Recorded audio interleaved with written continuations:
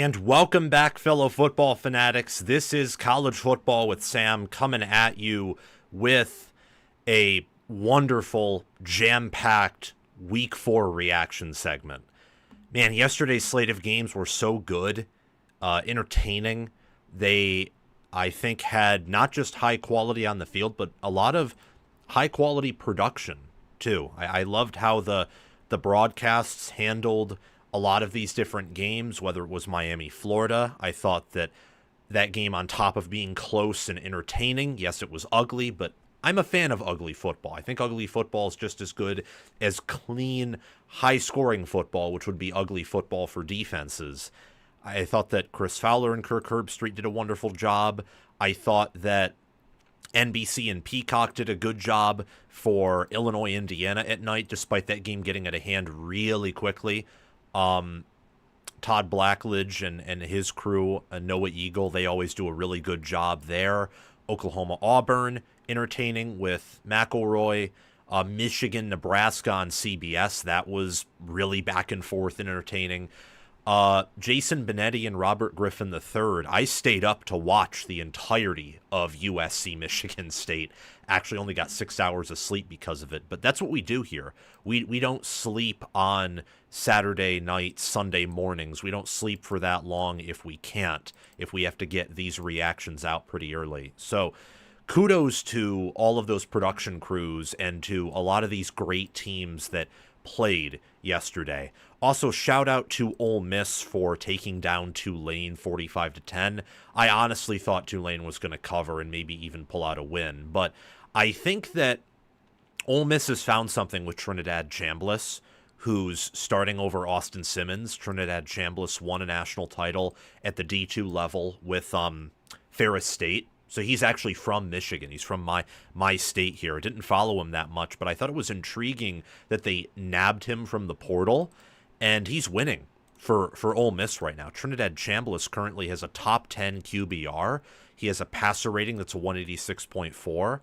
He had over 100 rushing yards against Tulane. Like he's a power 4 caliber player, and probably a great one at that. So it just so much exciting things that happened yesterday. And I am going to get to Michigan, Nebraska, Illinois, Indiana. We're going to talk about Michigan State, USC, UF Miami. In fact, all of the first 4 games that have been listed in the title of this live, we're going to talk about first, and then we'll get to some other things. I want to talk about the mess that is Wisconsin football later in the show. I want to discuss Clemson. I didn't even pick Clemson to win it all, and I feel like a complete liar because, well, Clemson's 1-3, and they are an absolute disaster. There's no way of beating around the bush there. And then you look at, I would say, we got to talk about Oklahoma and Auburn as well. So there's just a lot to talk about, but I think we got to get the first game out of the way because this one was a major victory to the channel. Not just Indiana and not just Kurt Signetti. That's more important. It was a major victory for them. But this was also a major victory for the channel. That's what this was. This was a huge, and I mean huge, victory for Indiana football. I can't really even begin to describe how major of a victory this was. I can't even describe it, if I'm being honest. It's so crazy. I picked it to be a blowout, as many of you know, but I never thought that it would get 63-10. It's not really all that shocking, if I'm being honest. It's not really that shocking, but in just seeing it happen versus predicting it to happen is kind of like, wow, okay. Indiana's a really good football team. They are one of the best teams in America.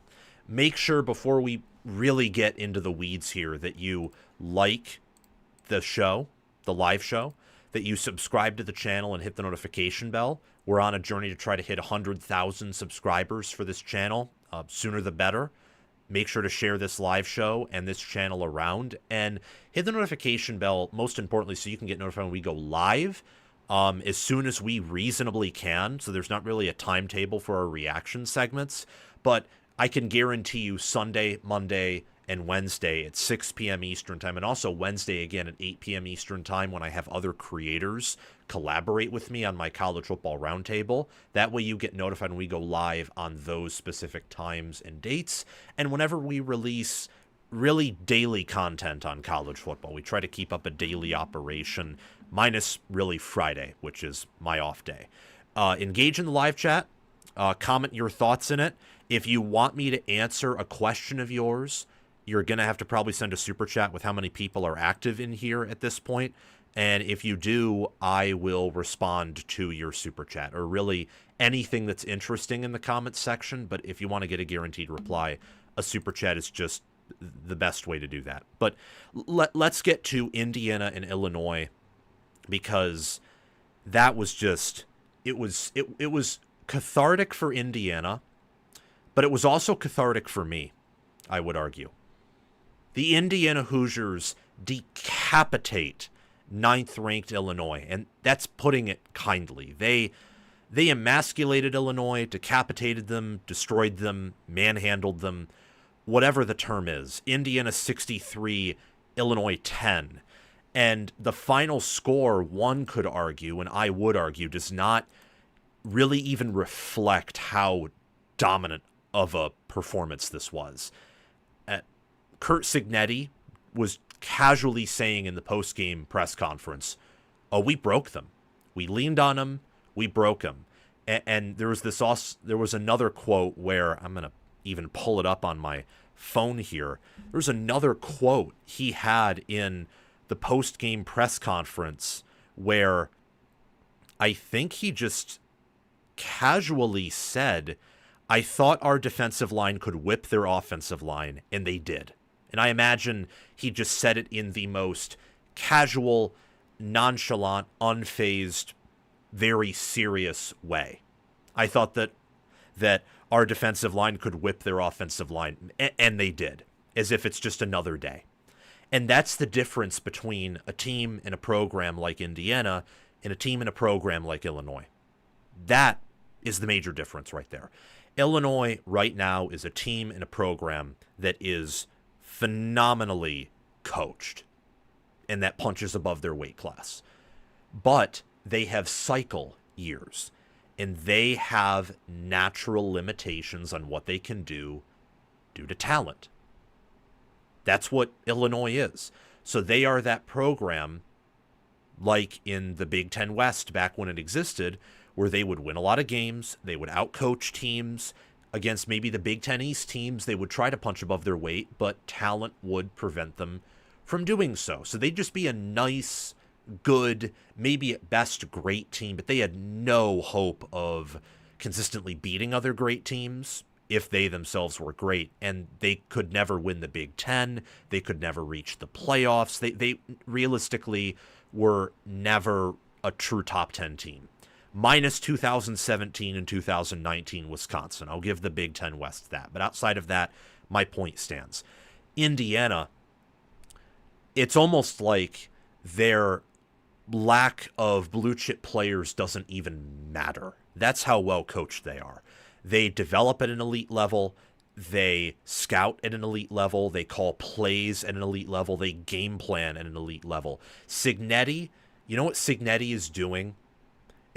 They are up 49-10. Mendoza takes his second sack, and Cignetti is yelling at his offensive line. He's just completely losing it. You're up 49-10, and you are losing it like you are Nick Saban in the national title game against LSU in 2011, or to end the 2011 season. It was technically 2012.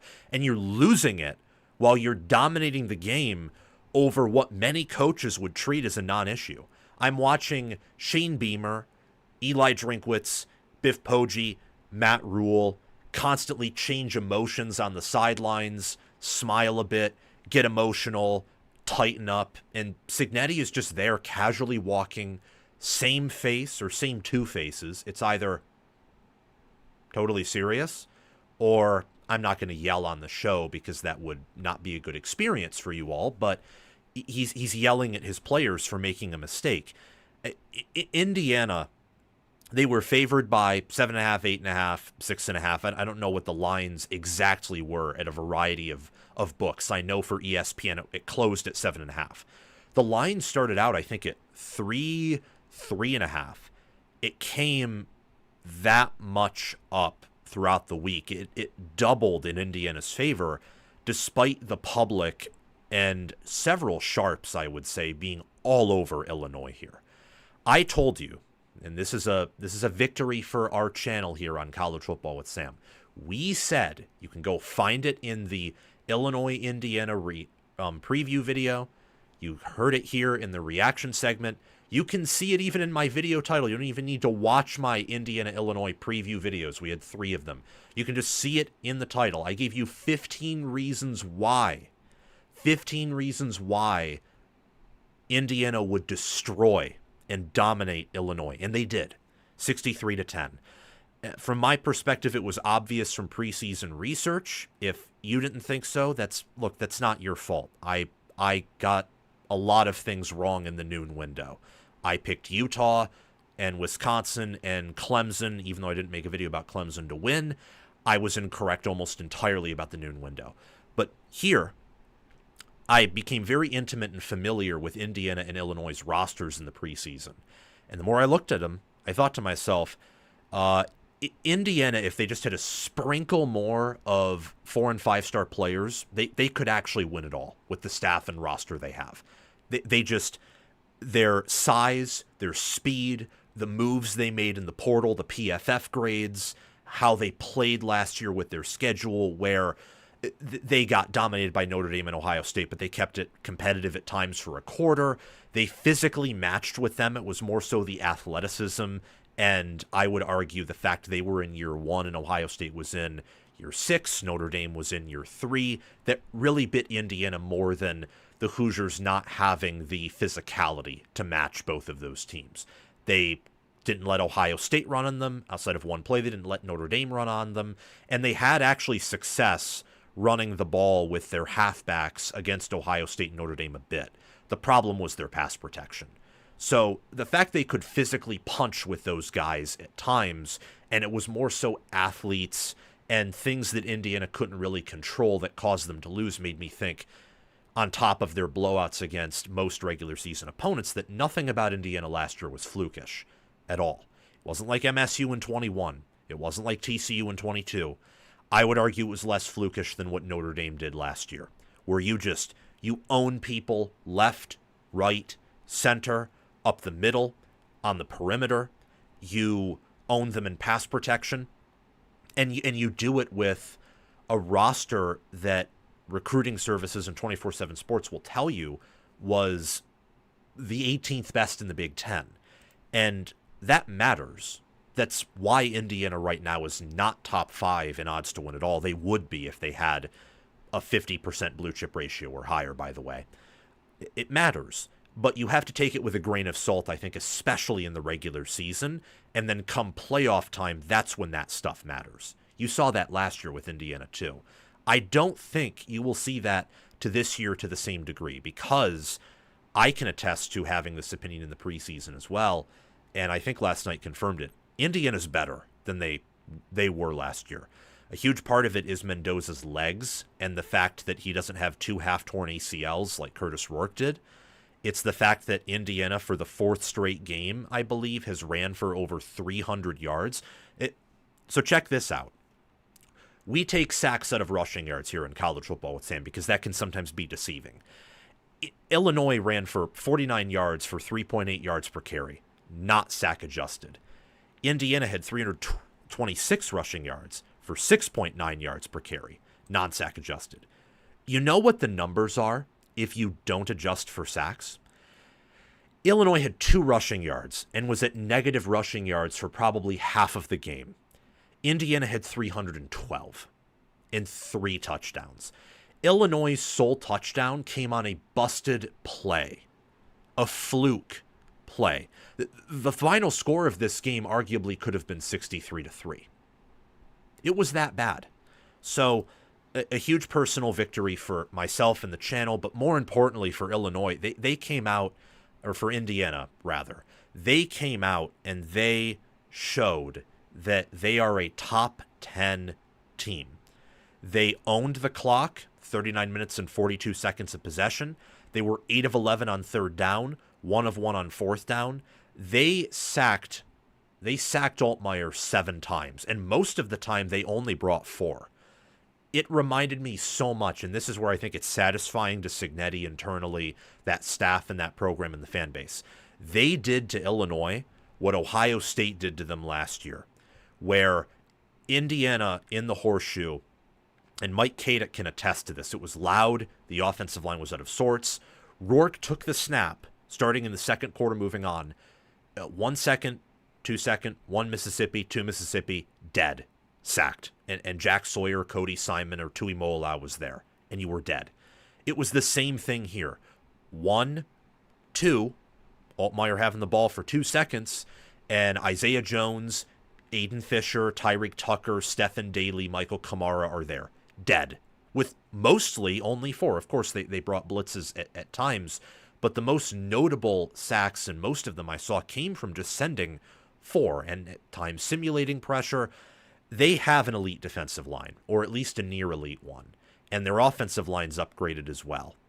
This is just the 100% success rate, the screen pass to Riley Nowakowski on 1st and 15, the RPO, and Mendoza having a 91% completion percentage and a passer rating of 260 and a QBR in the 90s. Illinois calling a timeout on 4th and 1 early in the game when Indiana looks like they're going to punt, and then Cignetti rolls back his special teams and brings in his offense to go for it on 4th and 1, and Illinois at that point had their starting defense in, and it didn't matter. Indiana got the 2 yards necessary. That play right there and several other play calls were what the media told you Marcus Freeman's moment against Georgia was, when that really wasn't all that ingenious. Notre Dame had a false start that was missed there. This coaching job by Indiana last year and this year is absolute genius. Total genius. I don't think there is much debate surrounding that.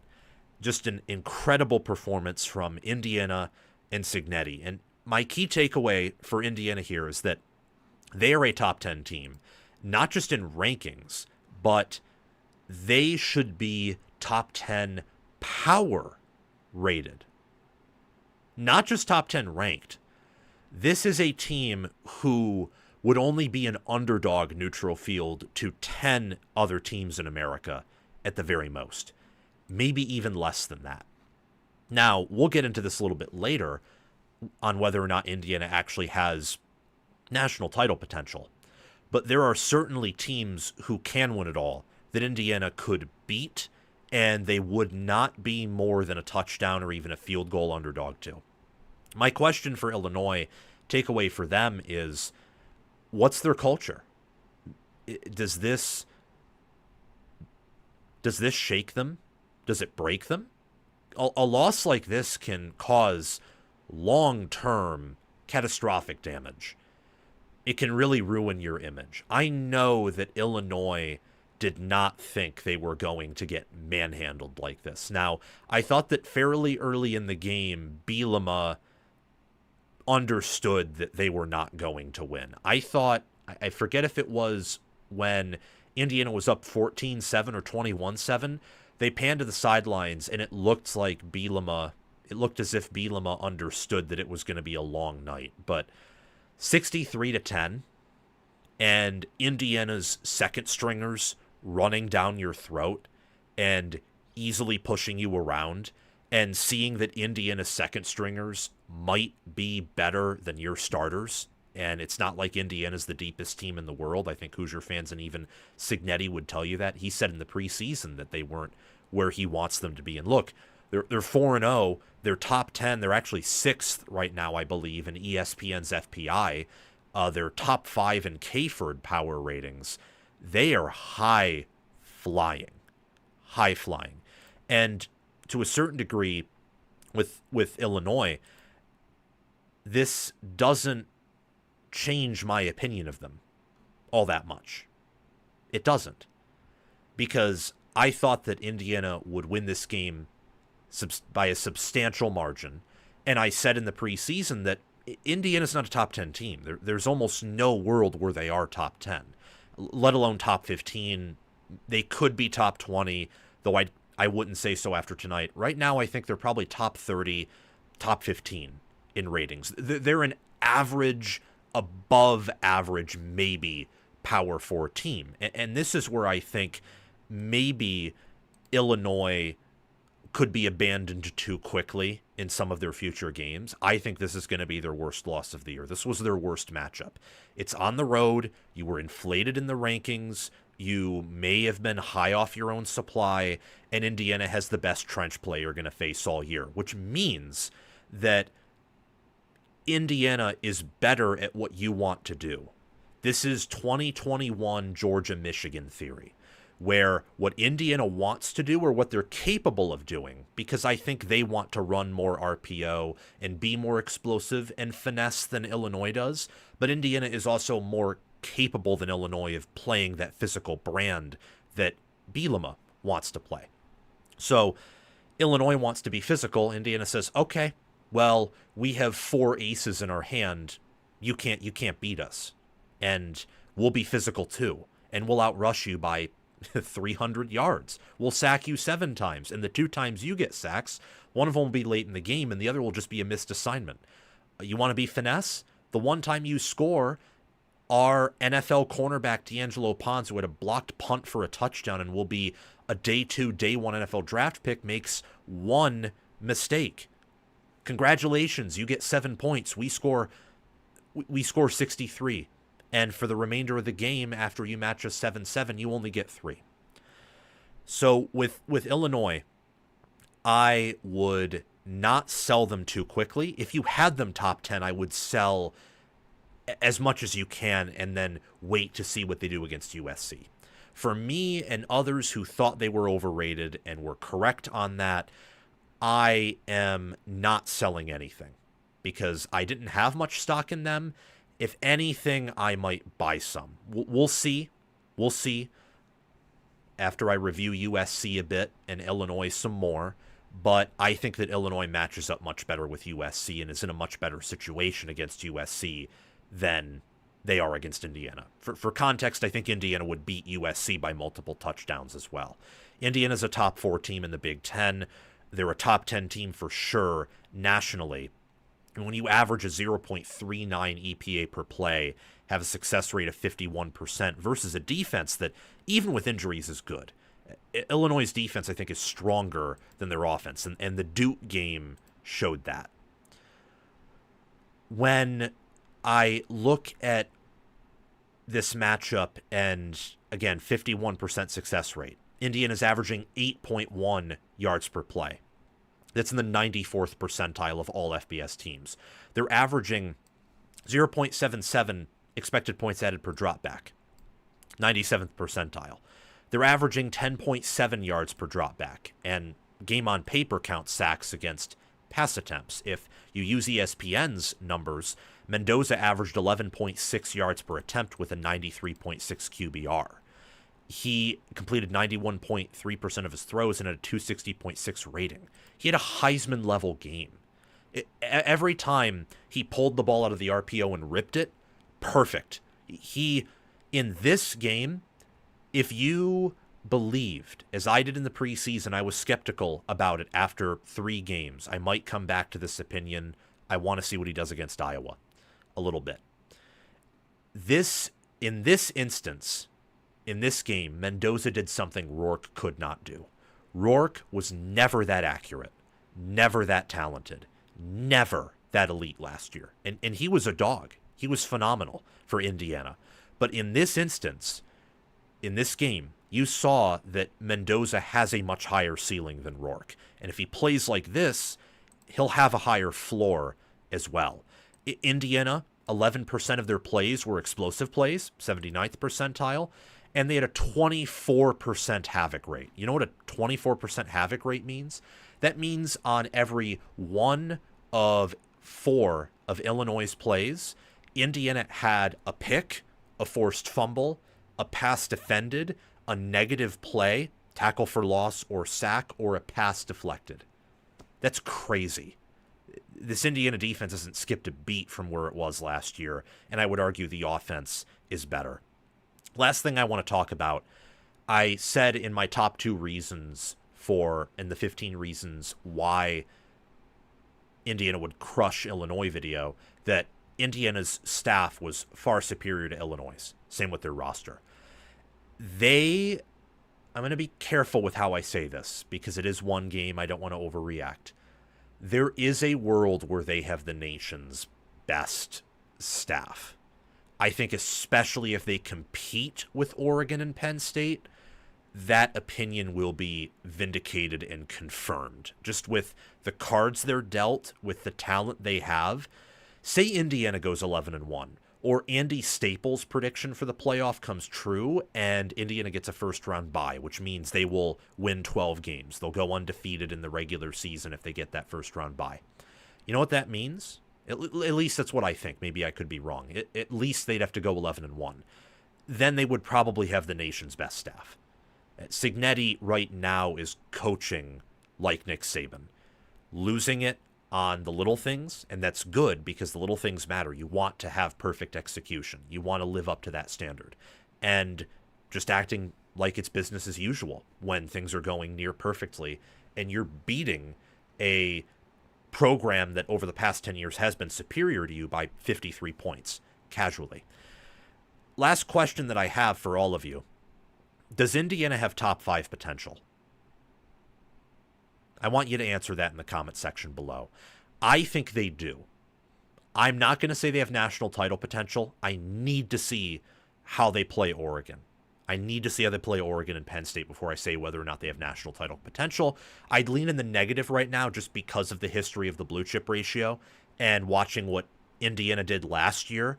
And to be fair, Illinois this year is better than Nebraska last year. They're probably about the same caliber as Michigan last year, but they don't have Michigan's talent or Ohio State or Notre Dame's. So Indiana, unless they play a roster with 50% or more blue chip players, they will roster you and they will destroy you. And we saw that last year. So before I say Indiana can win it all, I need to see them play Oregon or Penn State. But I think this team is better than it was last year, and I think they will do a better job of competing with the big teams this year than last year. They will, I think, play Oregon and maybe even Penn State, even though I don't like that Penn State matchup, more competitively than they did Ohio State and Notre Dame. Congratulations to Curt Cignetti in Indiana. You're a top 5 staff with a top 5 head coach. You are a top 10 team who also might be top 5. As for Illinois, don't sell any stock on them. And I would say buy stock in Indiana before it's too late. I know a lot of people are buying into them, but there will be some people who still think what they're doing is flukish. There is nothing flukish about what Indiana is right now under Curt Cignetti. Nothing flukish. Let's talk about Michigan State and USC. I wanted to go long on that game because I think that game deserved a little bit of an extra breakdown. Before that, though, let me get to going for gold _85's super chat. Let me get to that. Thank you for sending that super chat in. I really, really appreciate it. Just what a phenomenal game. What a phenomenal game by Indiana, by Fernando Mendoza, by Bryant Haynes. There is so much to go over in that game. So much. I mean, if we could have done a film breakdown on Indiana and just how badly they outcoached Illinois, we could go at that for over an hour on top of the additional analysis and looking at the statistics. Why? Because they basically won every play outside of the one fluke play. I forgot to mention in the live show, like Pons blocked that punt. They nearly blocked another. Illinois had to hold Indiana's special teams player. I forget who it was. They had to hold him to block block him from blocking their punt, from Illinois getting a second blocked punt. That's how dominant Indiana was. Going for gold _85. IU proved me wrong. Hats off to the Hoosiers. Thank you for the $2 super chat. Going for gold _85. Yeah, Indiana proved a lot of people wrong because the public was high on Illinois' supply. And I said this, and again, we don't get everything right here on College Football, Sam. I don't want to be some of these bigger channels that say, hey, look, we got this right. And then at least Josh Pate can admit where he gets things wrong sometimes. I used to think he never did, but then I listened to his show more, and he'll sometimes just flat out admit, like, I was wrong. He did it yesterday with Michigan, where he picked Nebraska to beat Michigan, which was understandable, and we'll get to that game pretty soon. But a lot of these channels just never highlight when they get embarrassed. We did. We'll get to some games that we picked wrong in the noon window. But we try our best here to be objective, to look at the data, to look at the film. And Illinois doesn't belong on the same field as Indiana. If they played tomorrow, even with Illinois going back to the film room and doing things, Indiana would beat them like this again.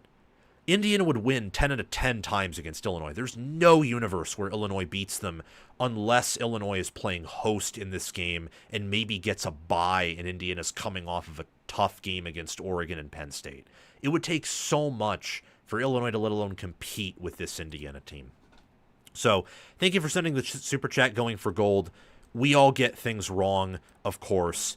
Now let's get to Michigan State and USC. This game, again, I stayed up until 3 watching this, and I have some takeaways, some positives, some negatives for the Spartans, and also for the Trojans too, because this was not necessarily a clean game for really either team. USC beats Michigan State in a Big Ten after dark matchup in Los Angeles. 45-31 final score in favor of the Trojans. Michigan State with a little bit of a backdoor cover there. USC goes up 45-21. Childs has a bomb down the sidelines for a late score to make it 45-31, and USC just doesn't score after that. It was a interesting game where USC was the better team through 60 minutes. And by the way, shout out to Amari Kelly for the long touchdown and Krishawn McCray for a 42-yarder earlier in the game. Shout out to Nick Marsh for playing, even though he was banged up and reported as questionable entering this game. Michigan State's wide receivers are tough, man. And they're really good. And Childs is tough, too. He is one tough nut to crack, and he is so much better than he was last year. It's the same thing with USC. That was my takeaway in this game, is that both the Trojans and Spartans are better than they were last year. They have some issues to clean up, and we'll get to that throughout this segment, but they are fielding right now superior quality than they did last year. I would argue superior quantity, too. They're deeper. Michigan State had some injuries in this game, and they didn't quit. They have faced a lot of adversity already. Huge part of it is they're still rebuilding from Mel Tucker's disaster. There were some Michigan State fans calling for Tucker's firing at halftime. I'm thinking to myself, what are you doing?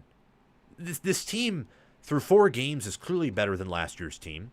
Mel Tucker tanked the program. They could have been the worst Power 4 team in 2023. May have been, and probably certainly were, the worst program at that point. With the Tucker debacle, the fact that their former athletic director, Alan Haller, was still in charge, and he got released shortly after that 2023 season, in this preseason, actually, and then Michigan State upgraded at AD. They upgraded at staff. They've upgraded their roster here.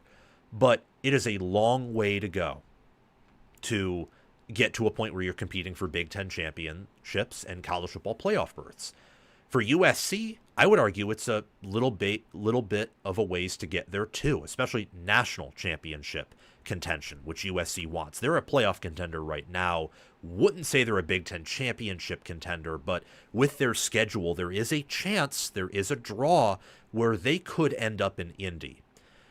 Curt Cignetti's name was thrown around a lot in this game by Spartan fans on Twitter, and I just want to say, A, no one can beat Curt Cignetti. B, he had a winning program where he could bring his players from, and because it was a lower-level program like James Madison, and that also goes for his staff too, his players and staffers weren't going to be as sought after as Jonathan Smith's from Oregon State. They just weren't going to be frank. Oregon State had a lot of players, Damian Martinez, for example, who went to Miami. Some players went to USC. I know others went to Florida, for example. Or maybe, no, I was thinking of Washington there, and Kalen DeBoer's Washington team. You get the point, though. Cignetti, I think, is a better coach than Jonathan Smith. Not everyone can beat Curt Cignetti, but Cignetti moving from G5 to P4 is an easier transition in the portal era than P4 to P4, because your roster isn't going to be as poached. It's not going to be as sought after. Same with the staff. And that benefited Cignetti. Same with them having an easier schedule last year to get momentum, and Michigan State didn't benefit from those things. Still think Indiana's much better than Michigan State. I'd actually say much better than either of these teams right now. But I just wanted to get that out of the way. I think that both of these staffs are fantastic, and both of these teams are better than they were last year. USC is clearly the better team in this matchup. That's why they won 45-31. That's why they led for the entirety, nearly, of the game. Since 2:38 in the first quarter, they led by often double digits for the remainder of the matchup. Michigan State kept things interesting, and I hope that I pray that Wayne Matthews is healthy. That was a brutal injury. Michigan State responded in spite of that. In the third quarter, they made it 31-24, forced a fumble, took advantage of USC penalties. They ran the football pretty effectively, and they made it interesting a bit. Kept my eyes on it until the game ended, honestly. If this was a blowout at halftime, I would have turned it off and went to bed, because I sacrificed some sleep to watch that game. But for Childs to have 225 passing yards and 9.8 yards per attempt, for Maeva to have 234 and 9 yards per attempt through the air, for MSU to run for 4 yards per carry, USC 7.6. This game was a slightly lower scoring variation of what I thought would happen. I thought that USC would score in the 50s, 60s, Michigan would score in the 30s, 40s. Michigan State did score in the 30s, low 30s, off a late touchdown throw. USC scored 45, but they at one point led 45-24. So the game went, honestly, kind of as I thought it would. USC is the better team. It's a tough game for Michigan State. They should have never been expected to win here. Just expected to not quit and make it interesting. I think that was the expectation for Michigan State, the correct one. And they did. They gave up 3 sacks, and Childs got pressured fairly often, but Childs, I criticized his pocket awareness against Western Michigan and BC. I don't know what they did against Youngstown State or what they told him, or maybe USC is just that fundamentally unsound, and there's a possibility that's the case. But he did a very good job evading pressure, an excellent job of evading pressure. And both teams ran quite well in power rushing situations where you need to, that's where it's 2nd and 2, 3rd and 2. You need 2 yards to pick up a first down or score a touchdown, and you need to convert there. Michigan State ran power rushing, and they had a 75% success rate there on rushes where they needed 2 yards or fewer. USC, unsurprisingly, had a 100% power rushing success rate. USC was 8 of 11 on 3rd down, Michigan State 5 of 11. USC 1 of 2 on 4th down, Michigan State 0 of 1. It's just a game where talent-wise, USC was almost always going to beat Michigan State in this scenario. What I think was admirable about Michigan State's effort is if this were a game played in East Lansing, noon Eastern time, so 9 a.m. USC, so everything that went USC's way, the kickoff and the travel went Michigan State's way, USC could have won. That stuff can sometimes lead to double-digit point swings. Believe me, if Oregon had to travel to Ohio State mid-season last year, they still would have exposed parts of Ohio State's defense and caused Jim Knowles to make adjustments. But Ohio State probably would have won that game by double digits, with the crowd going in their favor, with Oregon having to make the travel and face the jet lag. Ohio State probably wins that game. Here, it probably would have been a one-score USC win, close for 60 minutes, or a one-score Michigan State win if this were played in East Lansing. Not trying to make moral victories out of this here, but there were things to be impressed by with Michigan State too. The question with Michigan State is, A, have they improved? I think the answer is yes, but also that goes into question B, will they continue to improve? Can, with their depth and roster, they sustain a Big Ten schedule? Can they keep their head above water? Can they tread water and pull off a few upsets? For USC, it's whether or not their defense can mature, because I have news for you. With this defense, you are not beating some of the tougher teams on your schedule. You are not beating Oregon with the effort you put forth. You aren't. There's a chance Illinois can beat you with the effort you put forth late last night. Michigan, the more I look at USC's defense, and their run defense specifically, the more I like Michigan's offense in that matchup. And that's scary because I've said for months Michigan's not beating USC, just based on USC getting a bye, Michigan having to make that travel, and me thinking that USC has a better staff in terms of game planning and game management than Michigan does. That matchup looks more favorable in the Wolverines' direction than I ever thought it could. After how they ran on Nebraska, ran on CMU, ran on New Mexico, no one can run in Oklahoma. No one can. Michigan, in fact, if they ran Underwood in that game, would have ran fairly admirably in Oklahoma. They just got 10 sacks on Auburn and limited Auburn's rushing attack fairly well, given they were on the field for the whole game. That's an awesome Oklahoma defense and defensive front. USC is building towards that. I think one day, whether next year or the year after that, they will have an elite defense with Lynn and his staff. They do not have the players right now, and there is something off about them discipline-wise. Both, don't get me wrong, I'll reinforce this, both have improved from 2024. Michigan State's power rated higher than they were last year. USC is as well. They are deeper, they are better coached, they are more focused, they're going in the right direction. It's not like Wisconsin, for example. But despite that, there are things that you do want to see. It's not like these teams are going in such clear, correct directions that you should be fine with everything that happened. USC's rushing offense is insane. Through 4 games, they're averaging 7 yards per carry. This is a Lincoln Riley offense. Last year was not. The first 2 years at USC were. This is the 3rd year at USC where Riley is running his offense, and his play calling is elite. I'd argue it's better than last year. I think that hiring a general manager, getting a better strength and conditioning coach, I think that all of those things, and then Lynn and his staff being in a second year, means that he can delegate more responsibility and focus more on play calling. And you see that in Maiyava. Maiyava's 13 touchdowns through 4 games and no interceptions. I don't even think he has a single turnover to his name. He's playing like a Heisman caliber quarterback. He's playing like an NFL quarterback. But when I look at these defenses here, and this is where the negatives are, Michigan State can't stop a nosebleed unless it's a turnover or unless occasionally they call a really good play, and therefore their lack of talent doesn't matter. They just read the play correctly, like that 1 4th down they stopped with USC, where they tackled well, they read it well, they were in the right coverage, but you can't rely on that happening every play. You're not always going to be in the perfect coverage. You're not always going to have the perfect play call. They are severely limited roster-wise on defense, Michigan State is. And I would say that's worse than some other teams' problems, such as Michigan State's biggest rival, Michigan, where Wink Martindale just needs to review more film and continue to make adjustments as he did last year, where the defense got better as the year went on. He kept trying new things. They were stupid. He eventually went away from them. The defense improved. I think that's what Michigan will continue to do. You'd rather have a play caller who sometimes gets in his own head, as long as it's not always, than a roster that's always limited. And that's what Michigan State has on defense. With USC, I think that's also what they have, but to a better degree. It's not as severe.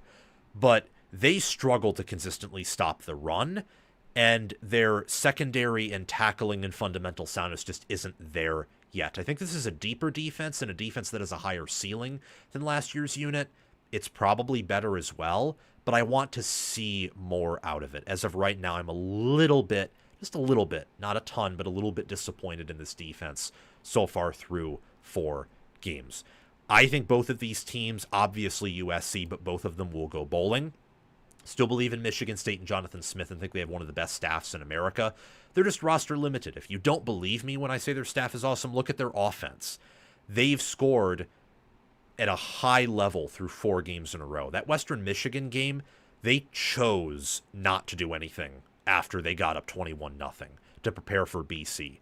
BC, YSU, USC, they've scored 30-plus points. This is a way better offense than they had last year. USC is a playoff contender. They have tough games against Michigan, Notre Dame, Nebraska, Oregon.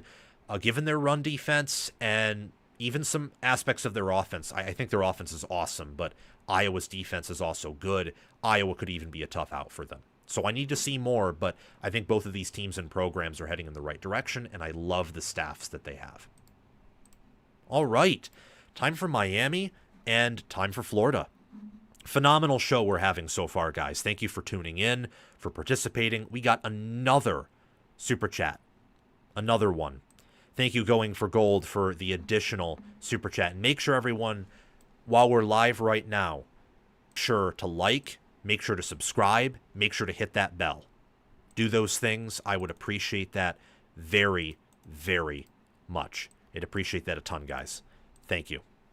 All right. Let's get to the super chat here really quickly before we resume. Speaking of coaches on the hot seat, Fickle. Yeah, Fickle's dead. I wouldn't be shocked if later today they announce that he's fired. Maybe, wait, maybe they have already fired him. Let me see. Is he fired? There isn't any news that he's fired. No. What about Billy Napier? Just making sure I'm not missing anything since we're in between segments right now. Doesn't look like they fired Billy Napier either. I imagine if they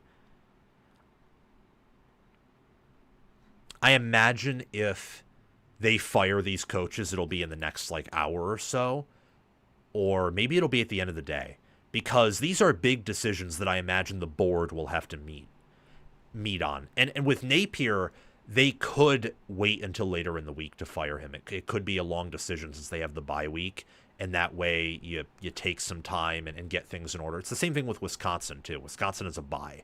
So these decisions may not come today, but later in the week. Anyway, let's get to this super chat here.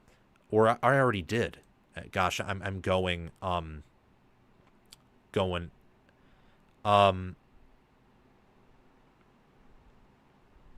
yeah.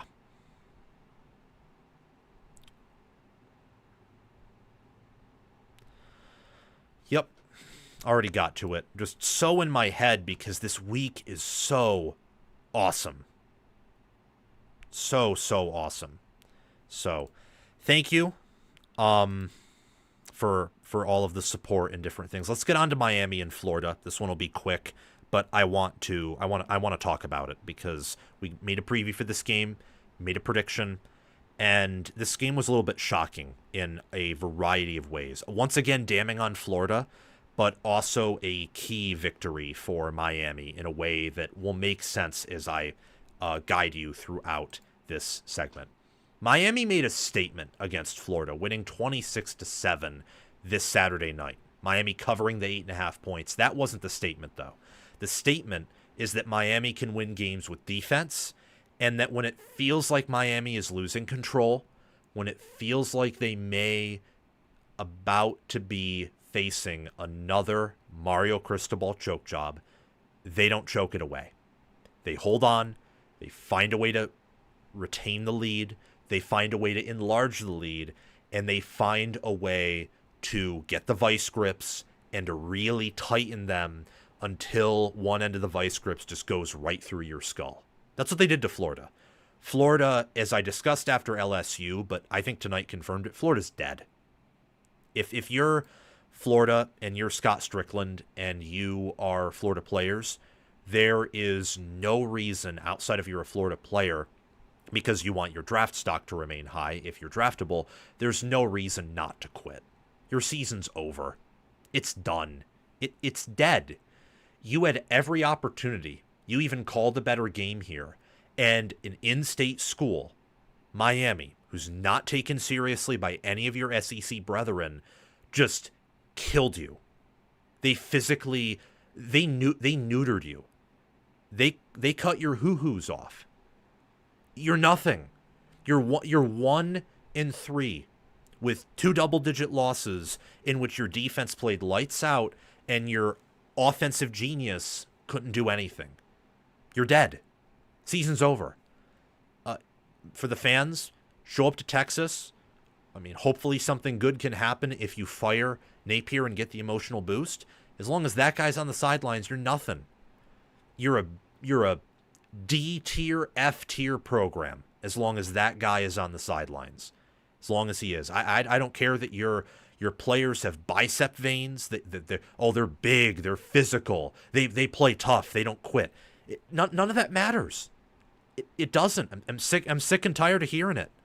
I was sick and tired of when everyone was praising Florida in the preseason for all these different accolades and things that were just honestly a little bit lame, and making excuses. But I bought into it a little bit with Florida. I thought they'd go 7-5, 8-4, certainly not make the playoffs, but they'd have some success because of the talent. I bought into it too, and that makes me angry. It's so insufferable. The bad coaching.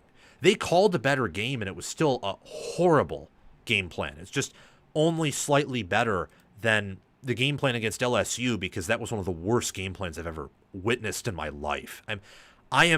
What I'm watching right now with Florida is if Scott Frost was Florida's head coach and he actually had a decent defensive coordinator, and yet the result's still the same. In fact, I'll go on another limb here. Frost at least played competitively with the big teams and didn't let his team fully lose control in these big games this late in his tenure. Played Ohio State close, played Michigan close, played Michigan State close, played Oklahoma close, would have played Penn State close if they faced him. Napier can't even do that. Frost is a better game manager, as far as I can tell, than Billy Napier is. Had less talent, worse defensive coordinator, worse defense, and worse talent. Never had a quarterback like DJ Lagway, yet played better, yet actually competed, didn't throw the game away in the insane ways. And Frost was horrible, absolutely horrible. He was a disaster at Nebraska. I cannot emphasize enough, and I'll touch on it for redundancy's sake and just summary's sake later in the segment. You have to fire Napier. You have to let him go, symbolically. You have to. Like right now, entering the bye, you cannot hold on to him for the rest of the year, because it will further damage your program. You will look unserious. It will put your athletic department in jeopardy. For symbolic sake, in the same way they fired Frost and paid him an extra $1 million to get on out of there after Georgia Southern, you have to pay Napier extra dollars to leave. Get out. You have destroyed our program. You have made us the laughingstock of the SEC. Leave. Take Lagway and leave, because he ain't any good right now. He needs a fresh start, and he's a good person. He's talented. Wherever he goes next, or if he stays at Florida and they actually hire a real coach, he'll be good again. This is just Florida. They got physically dominated with the clock. They had, I think, 1 first down in the first half against a defense in Miami last year that could not stop molasses in December, as Pate says. That could not stop cholesterol-filled blood in the cold. Couldn't do anything last year against competent offenses. You have a big O-line, a talented O-line, a quarterback that was elite entering this year, at least many thought. I even bought into that. Couldn't do anything. You know what Florida averaged through the air? You know what they averaged through the air? What Florida did? They averaged 2.7 yards per pass attempt. 2.7 yards per pass attempt against a secondary filled with transfers, and the secondary that was the problem for Miami last year. Florida has no receivers I care about. Their offensive line is overrated. Everything about the offense is overrated. Even the running backs are overrated, and I think they're good. Defense, criminally underrated. I don't even think the most biased pro-Florida person thought this defense would be this good. And it's all being wasted. They held Miami to 4.3 yards per carry. They made Beck look like he was 2024 Carson Beck. And they got a sack on Miami, and they made Beck uncomfortable. And yet Miami still had an 88% power rushing success rate, ran for almost 200 yards, converted 50% of their third downs, and they clutched up when it mattered. Florida did not. They did not clutch up because they don't have a head coach. And as much crap as Mario Cristobal gets, and understandably so, although if Miami continues to win this year, I don't think he'll deserve much crap. Cristobal's an actual coach who's serious and learns from his mistakes.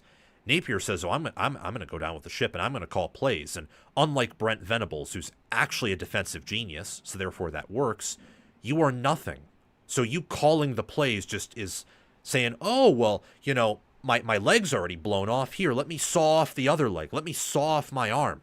I can't saw off my other arm because that would require me to hold the saw while sawing the arm that I'm using to saw this arm off with. It's total idiocy. Napier, the question is, will he be fired this week? Because he will be fired for sure. Is it this week? Is it at the end of the year? Is it sometime in between? I don't know, but he's definitely gone. He has to be if Florida's serious. And Miami can win with defense. I think that's the encouraging thing for Hurricane fans is Heatherman's elite. They got 4 sacks here, 7 TFLs. They broke down on that one drive where Florida converted a bunch of fourth downs. They ran stubbornly, and you saw a little bit of that Florida O-line and Lagway's leg talent. But outside of that, they bowed up and didn't allow anything to happen. I mean, when you hold Florida to a 29% success rate, 5th percentile, they're averaging 2.7 yards per play, 0th percentile. Florida is averaging a negative 0.3, or a negative, not 0.3, what am I even saying? A negative third of a point, expected point added per play, which is 5th percentile. And they have a 9% havoc rate, which means only 9% of Miami's plays were a TFL, a sack, a pick, a pass defended, etc. Like a no good play for Miami. You've ran an impressive operation offensively. Shout out to Shannon Dawson for managing that game well and putting it away at the end, and to Miami and Corey Heatherman for having a 13% havoc rate and for only letting Florida average like 2.3 yards per drop back. It's so bad. Florida's offense is so bad, but Miami's defense is also so good, and that's defying their norm. Usually, they've either choked it away, so far under Cristobal, when the game gets tight like this, or their defense just completely surrenders. Not the case here. They defied the norm about them, and that's very encouraging. Miami, with Clemson taking their 3rd loss, beating Florida, beating Notre Dame, and I still think Notre Dame's a good team. I don't think they'll make the playoffs, but they're a good team, and they'll probably be in the playoffs next year under Freeman. Could even make it this year technically, but I just don't think they win out. They are the premier program in the ACC right now. I would say, and this may come back to bite me in the rear, they are a lock to win the ACC right now. The only team who could say something about that is Georgia Tech. And I don't know if Georgia Tech will have something to say about that. I think they're a good team, but there's a real world where Georgia Tech loses a few games that many, including myself, think they shouldn't lose, and therefore Miami gets a worse coached opponent in the championship game and just beats them by 50. Napier must be fired. The Hurricanes are on an amazing run right now, and Florida is 2023 Iowa. That's going to be the final takeaway from this game. They have a top 10 defense and probably a bottom 10 offense for sure in the Power 4. maybe even close to a bottom 10 offense in the entire FBS. They are 2023 Iowa, except they do not have the game management of Kirk Ferentz or the genius of Phil Parker. So in that regard, they're actually more disappointing, drastically more disappointing than 2023 Iowa was. All right, now this is a game I know a lot of you have been waiting for. Michigan, Nebraska. I know this is a big game that plenty of you have been waiting for, so we're going to get to this now. I want to see what you guys had to say about this game a little bit, because I saw some comments that were interesting. Shout out to Fickle and Napier having a party in Cancun together. That is an awesome comment, Connor. Thank you for coming on the channel. Cole Werbridge, Sam going in on Florida. Well, of course. Horrible. I don't understand how people thought that was a playoff team. I don't get it. Colby Flatch, Florida needs to hire Cignetti at all costs. I can't fathom that fan base wants Kiffin over Cignetti. Put the SEC homers and pride aside for a second and acknowledge what's in front of you. They're not getting Cignetti. Their athletic department, I think, is a little bit messy with Strickland's situation. The fact that they, couldn't agree on who to hire as president. Santa Ono wanted to go there, didn't let him. And IU has money. That's why they were able to give Indy and his assistants all raises last year. After, I'm going to say something that's not factual, but I'm going to speculate it. I think Ohio State or one of Notre Dame or maybe even Penn State wanted Bryant Haynes after last year. And Cignetti alluded to that in saying that Blue Bloods wanted his defensive coordinator Bryant Haynes to go, and Indiana gave him a big raise and he stayed. I think, and it's probably Ohio State given how late Knowles left, I'm thinking Ohio State or Notre Dame especially wanted Bryant Haynes, and they couldn't get him because IU matched. Other teams definitely wanted Cignetti and reached out to him after last year, but Indiana gave him a raise to 8-point-something million. After this year, I bet you they'll give him another raise, and I think he'll be paid $10 million or even more than that. I don't think Cignetti's leaving IU. I don't think that one bit. I could be wrong, and believe me, if a blue blood job opens, at that point, I'm not going to say anything. Because, if a school with more money than IU on top of blue blood standing, I don't think Florida necessarily has either of those, opens up, then absolutely he could leave. But it doesn't look like either of those things will happen this year. Like, DeBoer's keeping his job, I think. Riley's keeping his job. Sark, Lanning, I know Oregon's not a blue blood. They're a new blood, though. And they have, blue blood money and resources. He's not going anywhere. Highly doubt Ryan Day's going anywhere. Maybe he goes to the NFL, but he wants to wait until his kids graduate. That's going to be a few years, and he wants to win another title at OSU. Kirby's not going anywhere. Maybe he goes to Clemson, but, I don't know why you'd want to go to Clemson. They're not a Big Ten. They're going to get less rev share money, and they're just not in a good place right now, and I don't know why you'd want to succeed Dabo either. With Indiana, Cignetti can be a hero forever, and with the money they have, and if he keeps winning this way and developing this way, they'll eventually recruit well. He can become a legend at IU and get them blue chip talent, and if he stays there for 10 more years, maybe even win it all with the coaching job he's done so far. I don't know why he would leave. There's no... If Indiana has the money, I think they do, there's no incentive for him to leave at all.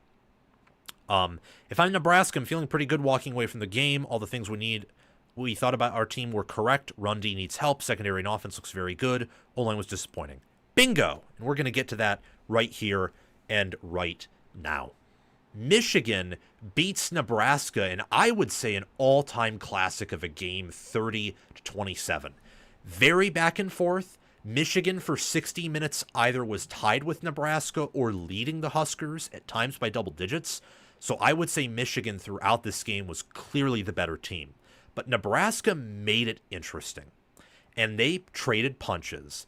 And while Michigan, Nebraska had some luck go their way, I would also say Michigan at times shot themselves in the foot. I would say Nebraska made good coaching decisions that created their own luck, like Rule going for the Hail Mary, calling that timeout before halftime and making that attempt instead of just going into half. Good effort. You don't lose anything from trying that Hail Mary. Michigan should have called the timeout early to make Nebraska punt. Maybe you get a block. Regardless, you You probably don't muff it with Samaj, and even if you do, Nebraska probably just gets a field goal out of it. And I mean, even then, you could have just not put him back there if you were worried about him muffing it and let Nebraska settle it. Then you run it up the middle. It's not like they're going to get a safety on you. They couldn't get negative runs on you. And yeah, just it was so good. And that Hail Mary portion was just a part of how good this game was. That was an instance, for example, where Nebraska outcoached Michigan. Another instance where Michigan outcoached Nebraska was the Bryce Underwood run, the 44-yard run for a touchdown where Nebraska was in man. They motion Haynes to the right of Underwood, bringing a man out of the box, and he runs. And he was more athletic than anyone on Nebraska's defense. That was something that really stuck out to me. Is early in the game, especially first quarter and second quarter, so the entire first half, I think Nebraska was out-coaching Michigan. They were coaching circles around them. But Michigan's athletes were so much better. I mean, Dylan Raiola's good. He's a great QB. Bryce Underwood outplayed him, and the QBR will tell you that. But as of right now, I'd say he's probably still a better quarterback, from a passing angle especially. But Underwood's more talented than he is. Underwood has more to work with. Has the same arm, same velocity. I would argue Underwood already has better pocket awareness in the sense that he doesn't hold on to the ball as long as Raiola does. He doesn't have that problem. And he has legs, and his legs are phenomenal. So the longer the year goes on, I said this in the preview video that maybe after the game, we'd be talking about Underwood being the better quarterback than Raiola, and there was a good chance he'd outplay Raiola in this game.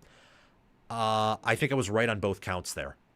Right in the sense that some people will be talking about Underwood as better than Raiola. I personally don't think he is right now, but I think at the end of the year, I think by November, he will be. And then Justice Haynes and Jordan Marshall. I mean, Jordan Marshall's been struggling so far at Michigan, and he was more athletic than anyone Nebraska had on their defense. It was jarring watching Michigan, who couldn't do anything offensively, get big play after big play after big play. And even their receivers. Michigan's receivers gained some separation in Nebraska's defensive backs. They just had bricks for hands. They had hamburger helper mitts for gloves instead of actual quality gloves and making quality catches. Michigan's receivers, as much as I think they're not great or even good and their coaching is questionable, one thing that they are well coached on is downfield blocking. They have very much improved there. This was just a matchup where Michigan's talent kept them in the game early. In fact, it helped them dominate early, and then Michigan made the better second half adjustments to ultimately put this thing away. Raiola was dealing, and I mean dealing, in that second quarter.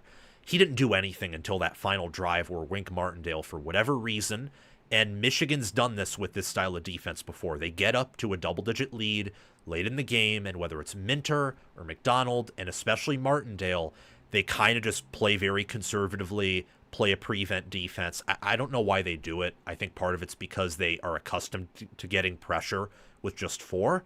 But Nebraska parlayed that into a score, made it interesting a little bit towards the end there. Michigan ultimately just closed it out on the ground. They owned Nebraska in the trenches. You're not going to win when you give up 7 sacks and you only get 1. And you're not going to win when you give up 9.1 yards per carry when you adjust for sacks and you only have 3.8 yards per carry on top of giving up the 7 sacks. This was much like Indiana, Illinois in the trench sense. Much like that game where, Indiana, when you look at the sacks and factor that in with the rushing yards instead of taking it out, which we like to do here in college football with Sam. But Indiana had 310 more rushing yards than Illinois did. They averaged 6.3 more yards per carry than Illinois did on the ground, and they had 3 more rushing touchdowns and held Illinois to 0. For Michigan, Nebraska, all 3 of their touchdowns came through the air. Nebraska had 43 yards rushing when you count the sacks with that for 1.4 yards per carry. Michigan had 290 yards rushing for 9.4 yards per carry and 3 touchdowns. Very similar to Indiana, Illinois in the trench sense. The difference is Indiana is a complete team with an elite coaching staff. So they also dominated Illinois through the air and special teams. There was nothing Illinois could do to win this game. For Nebraska, I think more times than not, if this game is played in a 10-game series, Michigan probably wins by double digits. But Nebraska was in this game because they had the air advantage. They had better receivers. They had the better passing quarterback. They did a better job in the trenches against Michigan than Illinois did against than Illinois did against Indiana. And they have more of an equal coaching edge than Illinois, Indiana did. This is a nice win for Michigan. Is it the most impressive one in the world? No. But is it a nice one? Yeah.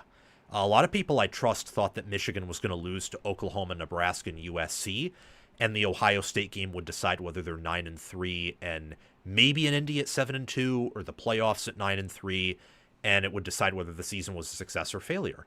Now that you've beaten Nebraska on the road, there's a path to 10-2. There's even a path to 11-1, and this was the best game Michigan played all season long. This was the best second half coaching job I've seen from Michigan in the Sharon Moore era. We'll see if that's because of Biff Poggi or if the staff is that better. I do think the staff overall is better than last year's because of Chip Lindsey, by the way, and Biff Poggi as well. But we'll see how Moore manages things when he's back on the sideline and can be with the team for the week. But I thought that Michigan made good second half adjustments. They outcoached Nebraska and kind of worked them in that second half, if I'm being honest. They still have discipline issues, whether it's in coverage or the penalties, and that kept Nebraska in the second half, if I'm being honest. Again, as I mentioned, more often than not, I think Michigan wins this game by double digits, but I think Nebraska's a good team. Nebraska would win some games in a 10-game series here based on how this matchup was played. Nebraska controlled the clock. So this is kind of a fake good stat. If you told me Nebraska had 33 minutes and 17 seconds of possession and 72 plays while Michigan had 56, if you told me that pregame, I would have told you Nebraska wins. But it was fake. And a big part of the reason why Michigan didn't control the clock more was they didn't have a ton of sustainable drives, but also they just had so many big plays that they got off the field very quickly. When it mattered, they went on that long 16-play, 77-yard, 8 minutes 46-second drive. That was Michigan football with a little bit of finesse sprinkled in. And that is what, if you're a Michigan fan and coach, you need to see out of the team moving forward. Because that type of drive, you will beat a lot of teams with that type of drive, especially as Underwood continues to get better. Maybe one of the receivers really emerges, or they find a way to better get them involved. As the offensive line gets healthier, Michigan's offensive line, objectively, regardless of opponent, has gotten better as the year has gone on. And Oklahoma, with how good their defensive line looked, I don't think Michigan's O-line is bad. I just think it's not an elite unit, and Oklahoma's defensive line and game plan in that matchup was elite. So it's just a bad matchup for a good Michigan O-line that was overmatched and didn't have good coaching. Michigan's wide receivers and their passing offense is still an issue, but they got over 105 yards. Underwood had some beautiful throws. His receivers dropped a lot of balls. And how much can you correct in that? I don't know. Probably not much. But I imagine with how good McCulley looked at times, he had that reception that was called an incomplete. It was called incomplete on the field. So, look, it couldn't have been overturned objectively. I thought that was a catch, and just the toe was just barely not touching, but from an angle it looked like it touched. He's Michigan's best wide receiver, clearly, and the tight ends are also good receivers. So Michigan's passing offense, along with the fact that Nebraska's secondary was making some great tackles and hard hits, I think their passing offense is better than the numbers suggested. It's not good, no, but it's better than 4.6 yards per attempt. And again, when you're 4 of 12 on third down, a lot of that's due to drops. That's not on your quarterback. That's on your receivers. Underwood had a phenomenal game. Late in that fourth quarter, he made several checks at the line of scrimmage where he changed the play, relayed to the staff, and that drive right there, I think, was responsible for 2 of Michigan's third down conversions. Actually, 3 of them. I think they got 3 of their 4 third down conversions on that last drive. That was a clutch drive by Michigan. For Nebraska, my takeaway is that they're fine. This game doesn't change anything I think about them, with one exception. I thought they do a good job pass blocking Michigan because Michigan couldn't get pressure on OU. Well, it turns out that I think, Michigan's improved on the D-line. They've moved Barham to edge. They've changed things schematically and made adjustments, which is what a good staff does. I actually think that Michigan's worst staffer at this point is probably Sherrone Moore himself, or maybe the wide receivers coach. I actually think Michigan has a not great staff, certainly not elite, but I think they have a good staff. And I think that this game reflected that they have good assistants and coordinators overall. Is it great? Is it elite? No, but it's not bad. I think most of the bad comes from Sherrone Moore and the receiver coach, and we'll see if that gets fixed. We'll see. Maybe I'm overvaluing it a little bit, but this Nebraska team by analytics and by film, I think, is better than last year's team. It's certainly better suited to win close games with improved special teams, which you saw in that game, and I would also say improved quarterback play. So they're more fundamentally sound, and they have a much better offense. And defensively, yes, they're not as suited for Big Ten play as they were last year, but last year's defensive line, well, much better than this year's. Don't forget the UCLA game. Don't forget the Indiana game. It's not like they had Mason Graham and Kenneth Grant. They lost some serious talent, but it's not like they're never going to have Nush Hutmacher or Ty Robinson again. They'll get those players eventually as Rule continues to recruit and develop his program. I think Nebraska's just fine. I think that Michigan was always a bad matchup for them, and that played out here. I mean, Michigan shot themselves in the foot so many times that I was raging at my TV. And it wasn't just from, all of you know I'm a Michigan fan, but I'm pretty objective about it. I called this game pretty well. I've called other games pretty well. I think I do a pretty good job of totally, if not mostly, removing my fandom from these videos and shows. Even as an objective analyst, like the objective part of me wanted to throw something at my TV. How unsound Michigan is in certain instances is bonkers. Now, Nebraska made some mistakes too, but I think mistakes that are going to be, they're mistakes that have more to do with their roster and mistakes that aren't as fixable as Michigan's are. Penalties, for example. Penalties, I think, is something that you can fix more easily than horrid pass blocking and allowing 7 sacks, for example.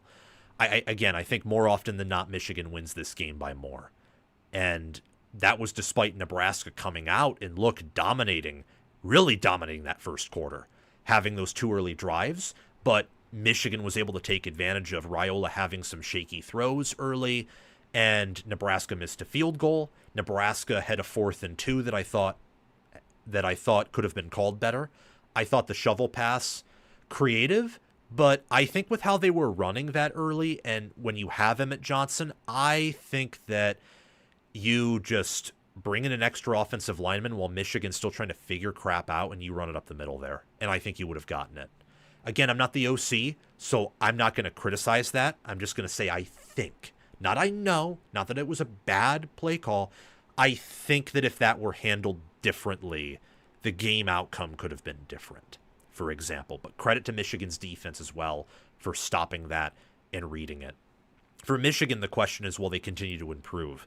If they do, then this is a team that can make it to Indy and make a run in the playoffs. Now, will they win it all? I don't think so with those receivers. At that point, you are 2024 Penn State, except you don't have Abdul Carter on defense, your secondary is worse, and your offensive line is worse. That's what Michigan is right now. Michigan right now is kind of a Walmart 2024 Penn State.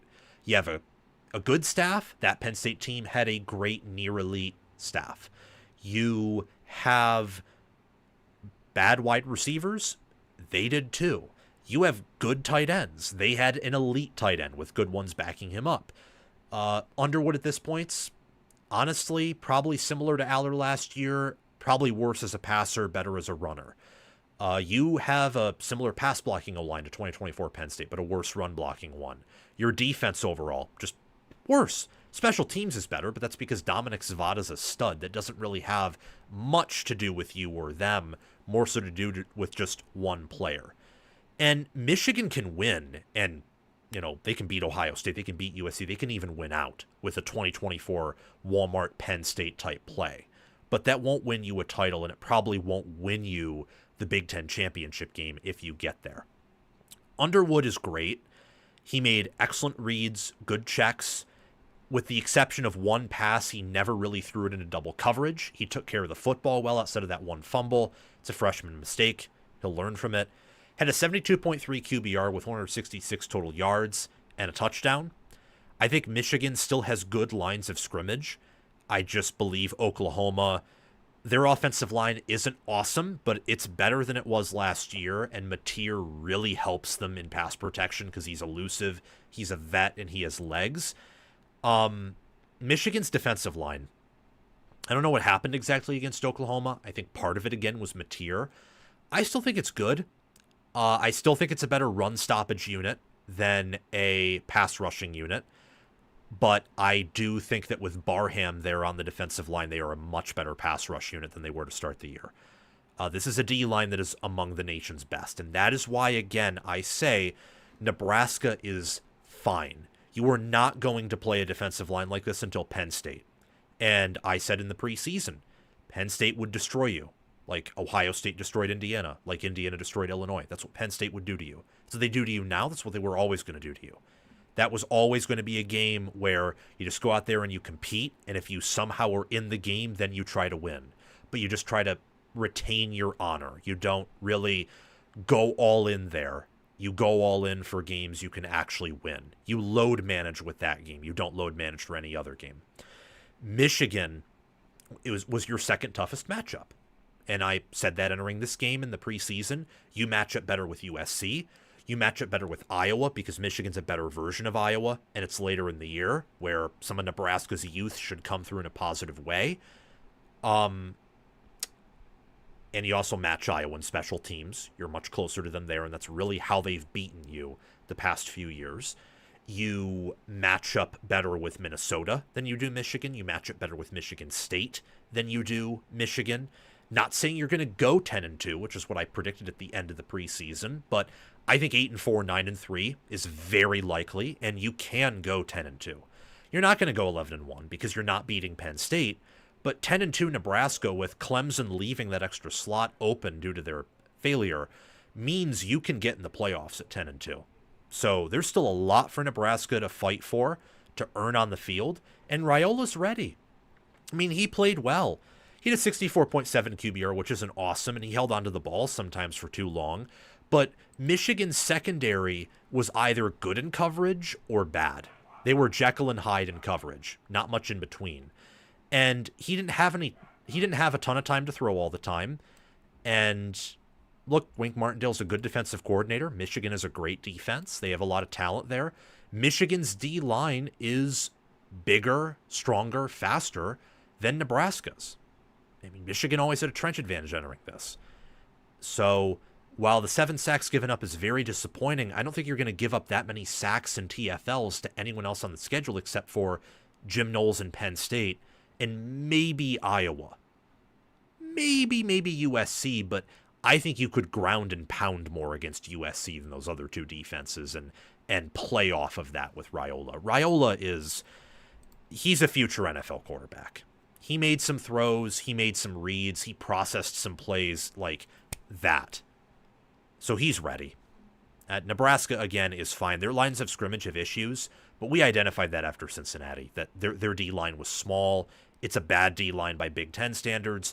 The O-line shocked me a bit, but I also wasn't impressed with them in run blocking through 3 games, so I wasn't shocked that they struggled to run the ball either. Nebraska, honestly, they're maybe a little bit worse or just as good as I thought they were. Straight up. And I think there's a chance they could even be a little bit better than I thought. They're probably just the same, where I'm taking some steps back on the O-line and my thoughts on that, but I view Raiola as probably more clutch and better than I would have, because I thought he'd have a similar game to this, or maybe even a little bit worse in terms of the final numbers, but that he would have much more time to throw. He made plays despite not having a run game and really not being able to rely on his O-line to protect him.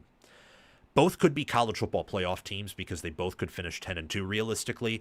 Michigan realistically could go 11-1. So my takeaways from this game are that these are both good teams.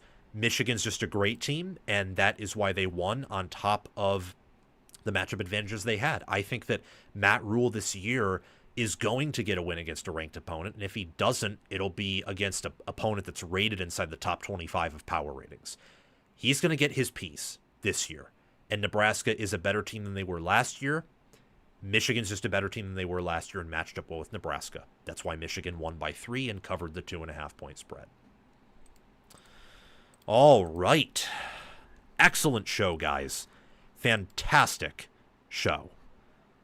Fantastic. Apparently, I got more super chats, so we have to read these. I know the NFL is going on, but these, we're still going to go live tonight. I don't know what time. It may not be at 6 p.m. I'm going to try to go live at 6 p.m. We're going to go live at some point tonight, and we're going to do some previews too. So I just wanted to let you guys know on that. We're going to get all of these reaction segments out, and then we will be previewing some games. Oregon, Penn State for sure, along with some others. And it'll probably be after 6, if I'm being honest. It'll probably be at like 8 p.m., maybe 9 p.m., like when Sunday Night Football's going on. Just that way, because the show's running into the, 2 p.m. is probably when it's going to end, maybe even later than that. That way I can have some time. Question, Sam, if Tony White and his players stay, does this game season go differently in your opinion? I don't know, because Robinson and Hutmacher were gone anyway. I can't answer that question. If somehow Robinson and Hutmacher stayed and had eligibility, Nebraska wins yesterday. But if just White and eligible players stay, I don't know. That's a tough question. But thank you for the $5 super chat, and for your previous super chats. I really appreciate you going for Gold 85. Gnome, thank you for the $5 super chat. The more I think about it, the happier I am with the win. Yeah, we made some mistakes, but we dominated huge portions of the game. Exciting future. Thank you for the $5 super chat, Gnome. I really appreciate it. And yeah, Michigan dominated huge portions. Don't know why I'm struggling to say portions, but portions of the game. They have a bright future ahead of them, I think. Especially with Underwood, if they can get him receivers in the portal. And especially if, say, McCulley and the young Andrew Marsh can improve as the year goes on. Michigan does have an exciting future. Okay. Oh, someone asked in the chat, thoughts on John Butler's calls. I think John Butler has limited personnel, and I think that he's an inexperienced defensive coordinator. Like, he's only been a defensive coordinator 1 year in college at Penn State over 10 years ago. So I don't think he's a good DC, but I don't have any thoughts on his calls specifically. I don't. I'm not qualified. I'm not qualified to think to assess that stuff. I'm just not. I'm not qualified. So I'm not going to pretend that I could be a better defensive coordinator than John Butler. But do I think he's good? No. I think he's probably below average. He could even be bad. Not going to say he's bad given the Cincinnati game and given the pass defense.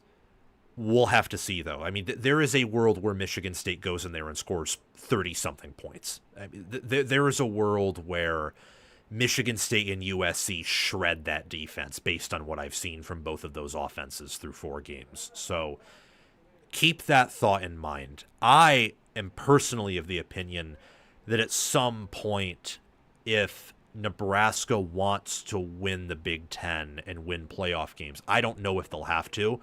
Rule could stay there for life, just going 10-2, 9-3, and never get fired.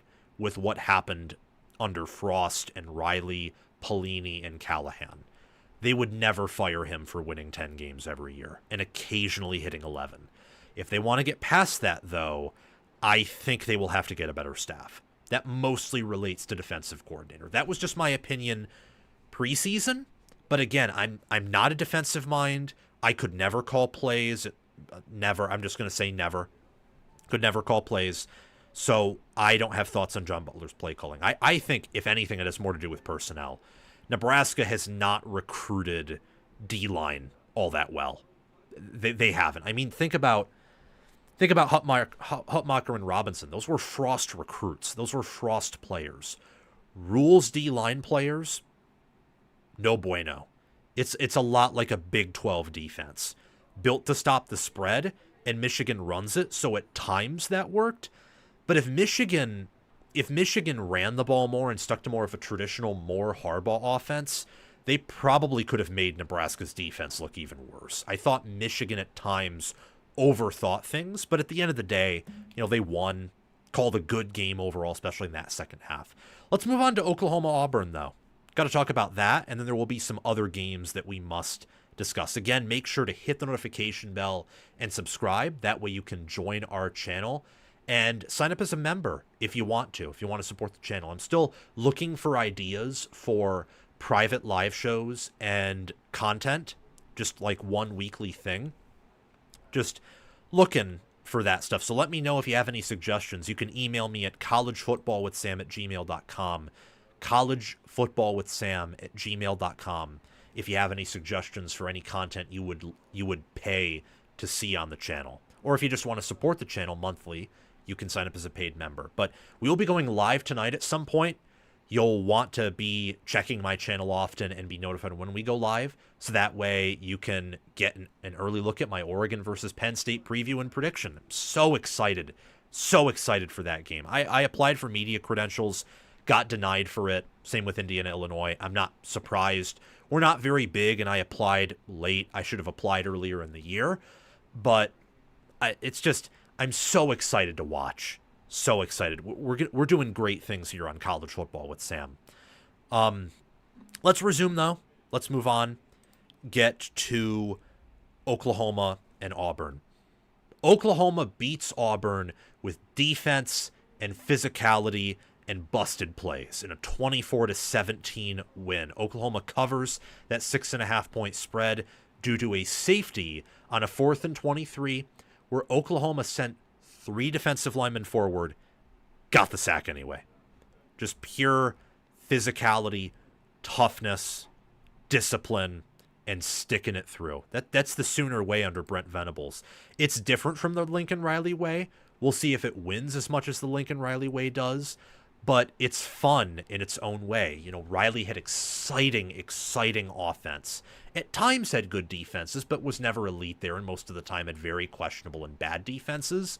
Under Venables' tenure so far, at times they've had exciting offense. This year they do in different moments, but they're known by their elite defense, and sometimes the offenses can be pretty bad. It's a strong juxtaposition, but both are fun and both are cool, and I think both win.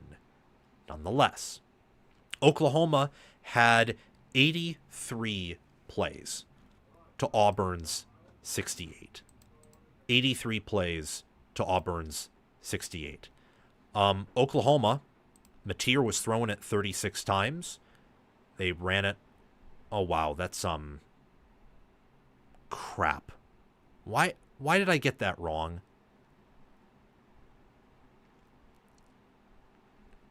I was correct on Auburn having 68 plays. Oklahoma, where did I get the... They had 60. They had 60, not 83 plays. Let me correct that for just a second. Let me correct that. Gosh, I scan my stuff for errors all the time. You can't be perfect, but whatever. I must have translated that over from something else.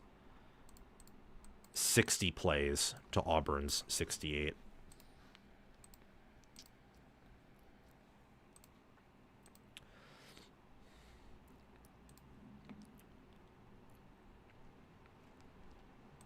So hold on. Again, let me fix this, guys. Then we'll restart this segment. Again, apologies for that. But, stuff happens sometimes. Adversity hits you. And like Oklahoma, you just got to play through it. Okay, is that fixed now? Yes, it is. Perfect. It's fixed now. It's got a little bit of an itch on my nose there. All right. Yeah, let's get to this. And then we have Maryland, Wisconsin, Syracuse, Clemson, and Texas Tech, Utah. Those shouldn't take too long, though. Neither of these segments should take too long. Neither of them. Okay. A little bit off our rocker there. That's okay, though. Oklahoma beats Auburn with physicality, defense, discipline, guts, and busted plays, winning 24-17 over an Auburn Tigers team that put up quite the effort. Oklahoma covered the 6.5-point line with a safety at the end where they only brought 3 men forward and they still sacked Jackson Arnold, who got sacked 10 times by an angry, stout, elite Oklahoma defense. And believe me, it's an elite defense. Oklahoma only had 60 plays and had a 10-minute possession disadvantage to Auburn, who was on the field for 35 minutes and 34 seconds with 68 plays. Auburn had 111 yards rushing for 4.3 yards per carry if you take out the sacks. Oklahoma couldn't run the ball at all. Even taking out the sacks for Oklahoma, they had 37 rushing yards for 1.5 yards per carry. And regardless of that, no matter what, they won. They won. Napier had a good game. The defense was on the field for much of the day. 14 TFLs, 4 passes defended, 9 sacks. Crazy stuff. Just an absolute showing out by Jaden Jackson, David Stone, Kip Lewis, R. Mason Thomas, Taylor Ween, Grayson Holton, Owen Heineke. It's just an incredible game. Kobe McKenzie, Peyton Bowen, who had 2 passes defended. Oklahoma's defense is the MVP of this game. Napier had a fumble. He also had some questionable throws. He also had some good plays. But Oklahoma's defense won them this game, along with that trick play to Satania in the end zone, which I think the SEC officiating crew said was an illegal play. The 24-yard pass from John Napier where they fake subbed him out and he went on the sidelines. But look, Auburn had several opportunities to win too, and they just couldn't capitalize it. I hate to blame the refs for a loss. You will never see me blame the refs for a loss, even on something like that where, look, if they say it's an illegal play, it should have been ruled an illegal play and called right then and there. But Oklahoma won this game, and they won it fair and square. And I say that because they won by 7. They got 10 sacks on your O-line, on your quarterback. You ran better than they did. You outrushed them by almost 100 yards, and yet you couldn't protect your quarterback. And even though you led the game at times and controlled the clock, you could not win. That's on Hugh Freeze. That's on DJ Durkin. That's on Auburn's staff. Auburn surprisingly did well through the air with 220 passing yards and 6.7 yards per attempt. I was impressed with Jackson Arnold's play. Wasn't perfect, no. Took a lot of sacks, but he had a 71.5 QBR with a touchdown, no picks, no turnovers, negative 11 yards on 20 carries, but with key runs, including a 4th and 9, or I think it was a 4th and 11 run, which gave Auburn the go-ahead. Didn't give them, but led to the Auburn go-ahead touchdown that put them up 17-16 and gave them a chance at winning that game. Wonderful effort by Oklahoma and Auburn, too. I think both of these teams are good SEC teams that are top 20, top 15 caliber in terms of the power ratings. Both D-lines dominated the opposing offensive line. Both offenses had a lot of struggles. They have a lot to think about after this game.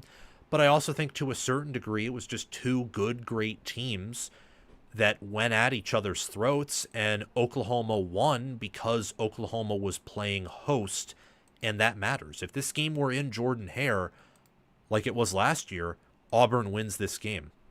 I think they're right there. I think they're fine. There's not much to worry about with Auburn at all. In fact, one could make the argument that with the busted plays, they should have won the game, despite it being on the road in Norman against a team that's power rated ahead of them and would be favored over them. Neutral field, at least would have been before the game was played. My question with Oklahoma, since they're 4-0, they've beaten a 3-1 Michigan team, they've beaten a 3-1 Auburn team that are both top 20, top 15 at the worst in power ratings. And Oklahoma themselves is top 15, top 10. Are they an actual title contender? Yes or no? Answer in the comments section below if possible. I would say as of right now, I still need to see more. I don't think this is a national title contender. Could it be an SEC title contender? Yes, it could be, but that's a could. I'm not going to confidently say yes. I need to see how they play against Texas. I need to see how they play against Alabama on the road, Tennessee on the road. I need to see some more out of Oklahoma, but they're on the right track. They're undefeated right now. They're going to be undefeated most likely entering that Texas game. I forget who Oklahoma plays. I think they play, Kent State. So yeah, they will be undefeated. It's not most likely. They will certainly be undefeated entering that Texas game because Kent State lost to Florida State 66-10, couldn't beat Buffalo. They got destroyed by Texas Tech. They beat Merrimack by 4. Yeah. Oklahoma will be 5-0 entering that Texas game, and that line will be pretty competitive, and Oklahoma will certainly have a chance to win that matchup. Napier is a dog, had 300 total yards and 2 touchdowns. Arnold outplayed him in QBR, and I actually agree with that. Arnold just didn't have the same pass protection, but Napier is still a winning quarterback that will win you games and put the team on his back. He's done that with the rushing offense. Oklahoma doesn't have a rushing offense outside of him. They throw it, or they run it with him, and they play great defense. It's kind of a weird, very weird situation. It's almost like Iowa of 21 or those recent teams where 21 or 24 is appropriate because 22 and 23 just had no offense. They didn't even have a rushing offense. It's like 2021 or 2024 Iowa where instead of having an awesome rushing offense, you have a just good, great passing offense. But then in the same way Iowa had no passing offense in those years, Oklahoma's no rushing offense. And you take the little bit of drop off in the rushing game and add it to the defense, and you make the defense an elite defense, whereas Iowa's in 21 and 24 was great, near elite, but not one of the best defenses or dominant ones in the country. And I think Oklahoma has a better offense than Iowa did in both of those years, but a lot of that has to relate to John Napier. A lot of that does. If they had Michael Hawkins with this offense, it would be so bad. So Napier, we have to give him his flowers. I'm going to give him his flowers as I did after the Michigan game. The Oklahoma defensive line, we don't need to talk about that much more.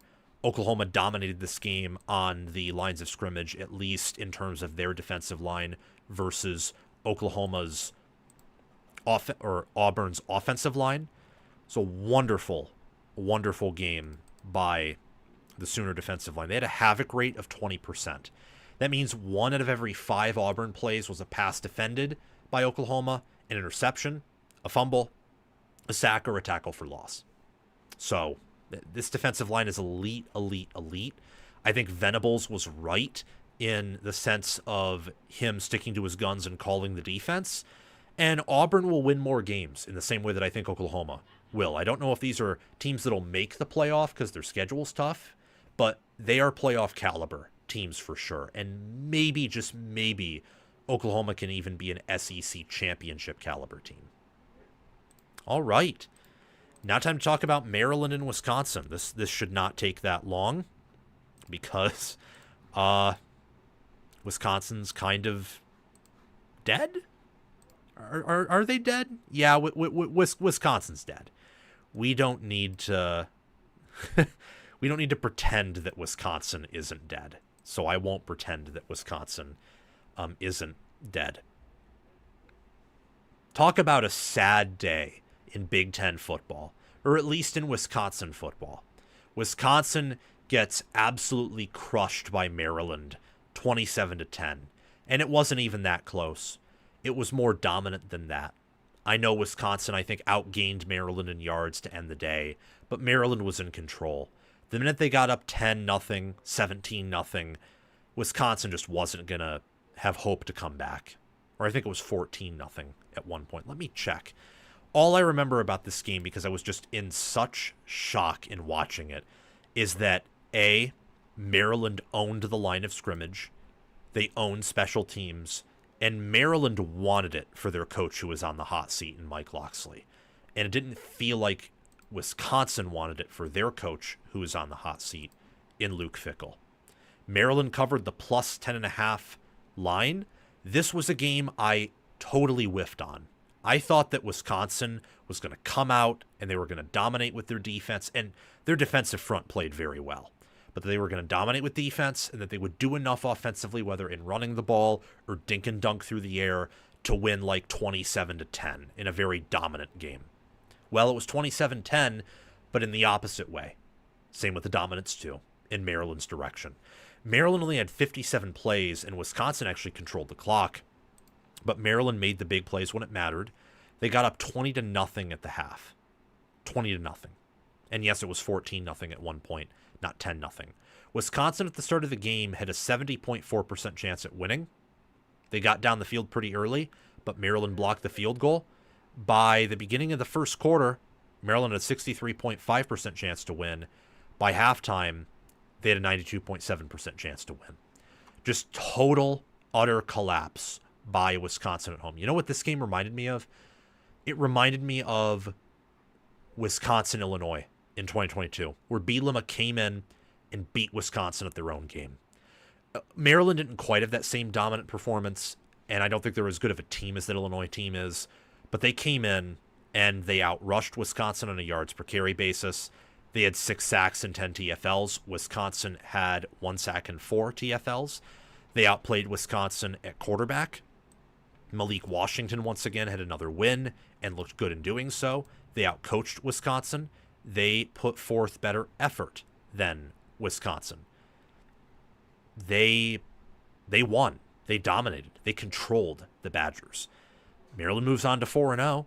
And look, the more Mike Locksley wins, the more his job is secure, because you don't have to win 9 or 10 games at Maryland to have your job safe. If they go 7-5, his job is safe, and he could even have another bad year next year, and they'd keep him around. Maryland had 265 passing yards for 7.8 yards per attempt. They had 3.2 yards per carry on the ground with 71 rushing yards. Wisconsin just had 113 rushing yards for 3.1 yards per attempt on the ground. Maryland, they sacked, I can't even process it. They sacked Wisconsin 6 times and at a 100% power rushing success rate. That's just, it's crazy. That's insane. And they weren't even that good on third down. They were just 4 of 14. But Washington made enough plays with his receivers, and Maryland's defense and special teams unit made enough plays to get up big and sit on the lead. By the way, shout out to Mike Locksley. I forget if it were shades or if it were just these certain type of glasses. He looked like an absolute gangster and boss in those glasses and that outfit. It's very similar to, I don't think Locksley's as good of a coach as Cignetti is, but it was very similar to Cignetti, as in they have the glasses on. They're just sitting there like very serious, very composed. They're not necessarily happy with their team, even though they're dominating. And somewhere in the back of their head, they're probably thinking, yeah, we're murdering these guys and it's not good enough. It's just shout out to him, because I was wrong big time. And it's a huge win for Maryland and Mike Locksley, because this game is going to give Malik Washington confidence with Maryland's schedule, because look, Wisconsin's awful. They might be the worst team in Maryland's Big Ten schedule, but you have games against UCLA. You host Washington and Nebraska. I don't think you'll beat Indiana or Michigan, but you get Michigan before Ohio State, so maybe you upset them. There's a lot of winnable games on the schedule, especially if Maryland is able to win close games. There's a lot of winnable games on the schedule, and I thought it was an easy schedule entering the year. I just didn't think Maryland would be able to take advantage of it. But now that you're 4-0 and you won this game in the way you did, and your receivers have panned out yet again, QB has panned out, QB's improved I would say, from last year. Um, I mean, in terms of talent it has, I don't know if overall it has. Edwards just hasn't been healthy for Wisconsin. That's why they didn't roll him out there until later in the game, is he wasn't healthy. So, wait. Hold on. Am I wrong? I missed the first part of this game and rewatched parts of it, but I was really watching from late first quarter onward. Did Edwards come in and then get injured again? This is live research, people. Let me look this up and see if that's the case. Did he get hurt?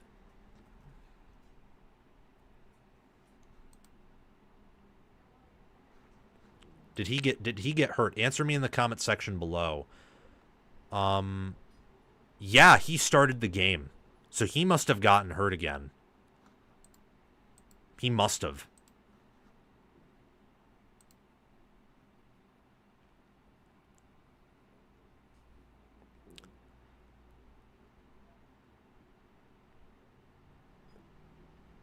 Oh, yeah. Yup, he got hurt. Darn it.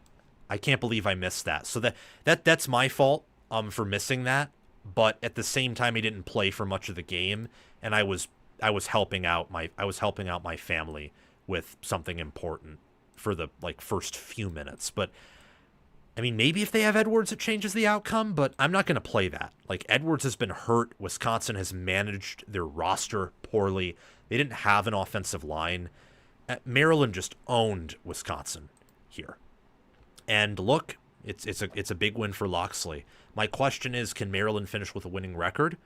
I think they can, but let's see if they will, because this Wisconsin team was awful. Maryland, they didn't even look good. It's just Wisconsin looked bad, and Maryland clearly had a better idea of what their identity and what their team was. So credit to Maryland's staff, but it's not like that roster is amazing or that staff is elite. I think the scheme said more about Wisconsin. Here, I mean, Maryland averaged negative 0.09 expected points added per play. Wisconsin just averaged negative 0.22. Both teams were actually successful in the red zone. Maryland's defense is what was impressive to me, with a 16% havoc rate. The defense has actually been, I would argue, the better side of the football so far for Maryland this season. My question for Maryland, outside of can they have a winning record, is what is their defense? I mean, analytically, it's great, but is it actually great, or have they just faced really bad offenses so far that they match up well with? Malik Washington's talented. I mean, he made some NFL throws, like that one throw to the end zone to go up 14-0. That was beautiful. Just perfect touch, perfect angle, placement, 253 total yards and a 61.1 QBR. He's a star in the making. Wisconsin, though, doesn't have an identity. Whiskey's secondary is gettable. We saw this against Alabama. We saw it again yesterday. And I haven't gone off on Fickell in the same way I have Napier, because I think Fickell's a much better coach than Napier. But I'm going to go off here and say that Luke Fickell's done. You got to fire him. If you don't fire Luke Fickell after this game, you're not a serious program. This was a must-win for Wisconsin. It's year 3. I don't think Maryland's a good football team. And even if they are, every team remaining on your schedule is better than Maryland. You had to beat them. And you couldn't. Your backup quarterback sucks. Your backup offensive line sucks. Your secondary needed a player to get extra eligibility to be good, even though they returned a lot of guys, and they're questionable. The defense, the front's much better than it was last year. The defense is better than it was last year. But the offense is so much worse. Somehow, some way, even though last year's offense had an all-time low of production at times. You got to fire Fickell. It's over. And it sucks because I think he's a good coach, and I think he'll be a good head coach somewhere else. But this just isn't working out. And maybe I'm wrong, but I don't think I am. Instead, I think I was not just wrong on this game. I was wrong on the idea that Fickell would work out at Wisconsin. It's a sad day in Madison, Wisconsin, and I don't know where the Badgers go from here. I would effectively say their season at this point is over, and Maryland's has just begun. Now we can talk about Syracuse and Clemson. Syracuse, man, upset of the day. Straight up. Upset of the day. Oh, another super chat. You got to answer it. Another super chat. Then we'll get to the segment.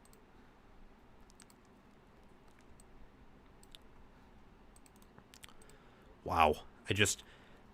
Maryland and Syracuse with the upsets of the day. Just great stuff. Great stuff. Thanks, Sam. Great show as usual. Fight on. Thank you, Slap Happy, for the $5 super chat and for the support. Fight on to you too. I hope your USC Trojans have more success this year, as they already have had a strong start to the season. Okay, let's move on and let's talk about Syracuse upsetting Clemson. I don't really know how to start off this segment, if I gotta be honest. I can tell you that Syracuse destroyed and dominated Clemson 34-21, but I feel like that's such a redundant way of looking at it, such a simplistic way. This signifies something so much bigger, but I don't know how to quantify it. Syracuse was an 18.5-point underdog at one point. It closed at 17.5. Syracuse covered it. It was clear they were going to cover it early in the game. Fran Brown was aggressive. Fran Brown is someone who I viewed since middle of last year. In fact, I think since the preseason. I thought that with him being from the Kirby Smart coaching tree and how Georgia's secondaries functioned under him, I always thought that he was at least going to be an okay head coach. Then as the year went on last year, the portal moves he made panned out, I thought, okay, yeah, that guy's a good coach. And he is. He's a master motivator. His players don't quit. And what I love about Brown is he's a schemer, too. Last year's game against Miami showed that. This year's game against Clemson showed that. I think how they were able to score on Tennessee's defense a bit when Tennessee was healthier than they were against Georgia. And look, Syracuse does not have the offensive talent Georgia does. I think that came up, too. He's a schemer. He absolutely is. Oh, the way they beat Georgia Tech last year, too. Because Brent Key is a wonderful coach. Brown is not just a master motivator, not just a disciplinarian, not just someone who the locker room loves. He's a schemer. You can see it in him that he's learned under Kirby Smart, truly. But I did not think they had the roster to do much this year. In fact, after that UConn game, I kind of thought that they would have a losing record, and they still could. I don't know the health status of Angeli, but I imagine Angeli is, with that injury and what I heard people say about it, he could be out for the year. And if you're starting Ricky Collins, I have a hard time seeing you even get to 5 wins, let alone 6. But you're already at 3-1, 1-0. Your one loss was to a Tennessee team that is a college football playoff contender, an SEC contender. Yup, he tore his Achilles. Just read that from Pete Thamel. That was 4 minutes ago. So I wouldn't have even known that if I had done research. But now that it's official, live, Angeli's sadly out for the year, be praying for him. That's so tough to go through. I hope that he heals, and I hope that Ricky Collins has success. But getting back to Clemson here, I had Clemson as a playoff team, as an ACC champion, as a 13-0 team preseason. I was not as high on Clemson as so many others in the business were, because I did think to myself in the back of my head that they weren't going to jump from just a top 15 team to a top 2 team. I thought that was kind of going to be hard, especially since they didn't have a Penn State, Georgia, Texas, Indiana, Ohio State, Oregon level staff. I think those are the best staffs in America, and Miami's could be in play there. But I didn't think Miami's would be top 6, top 7 preseason. Those other teams I did. Clemson, I didn't think preseason had that level staff, and I certainly don't think they have that right now. What an embarrassment. What an embarrassment to come out after a 1-2 start, to have that rant after the Georgia Tech game and after the LSU game and the press conferences, to be talking about how the fans aren't grateful, how I can leave and go somewhere else. And by halftime, it's evident that this is going to be a close game for the rest of the matchup. It's pathetic. You're 1-3, 0-2 in ACC play, and with how you've been playing through 4 games, this isn't flukish. North Carolina's not a guaranteed win. Boston College isn't a guaranteed win. SMU, dare I say it right now, SMU could be favored to beat you when you play them. I mean, SMU lost to TCU and Baylor, and I think TCU and Baylor are both at least, above average good teams. Duke is not a guaranteed win. As of right now, I would say Florida State will beat you. Certainly should be favored. That's an interesting tournament. That is something I never saw coming. And it's honestly hilarious and kind of awesome because of how unpredictable it is. I would argue as of right now, the ACC is actually just as unpredictable as the Big 12. Maybe even more so. Not at the top, because Miami's a top contender and they're still there. But last year, Florida State was the preseason favorite. Dead by September. Clemson, they're dead. Unless Miami loses 2 games and Clemson wins out and some other things happen, they're dead. Dead. Just so crazy. So crazy what's happened in the ACC and really across college football through 4 weeks now. Louisville should beat you. Furman you'll beat.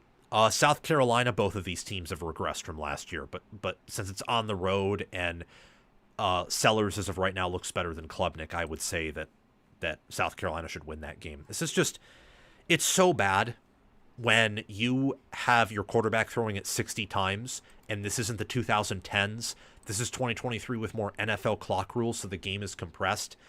When he's throwing it 60 times, and you've only ran it for 22 times, and the only reason you average 6.4 yards per carry is because Syracuse's defense isn't that good, and you abandoned the run late, so now when you run, the defense isn't expecting it. You can't run the ball, and you can't really pass it either, even with your receivers healthy. There's something wrong internally there, and I think it all falls on Dabo Swinney. You sacked Syracuse 3 times. They couldn't run the ball all that effectively at times. Though I thought for the defensive line Clemson has, they ran the ball effectively overall. Just not all the time. Their power rushing success rate was a 0%. So when it mattered, Clemson could stop the run in terms of when Syracuse needed to convert. But on standard downs, Syracuse was running the ball all over Clemson, which is crazy. And Angeli was making some wonderful throws, and his receivers were high-pointing the football.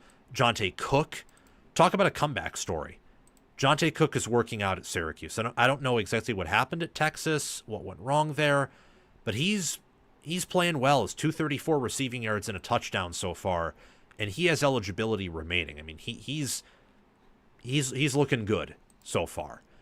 This is the difference between Fran Brown and his staff and Dabo Swinney and his staff, is that Fran Brown gets the most out of his players. That's what he does. He gets the most out of his players, and his coordinators do too. His staff does. And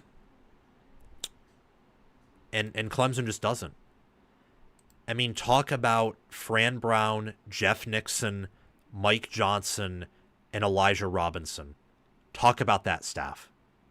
They have done a good job. They get stuff out of their players.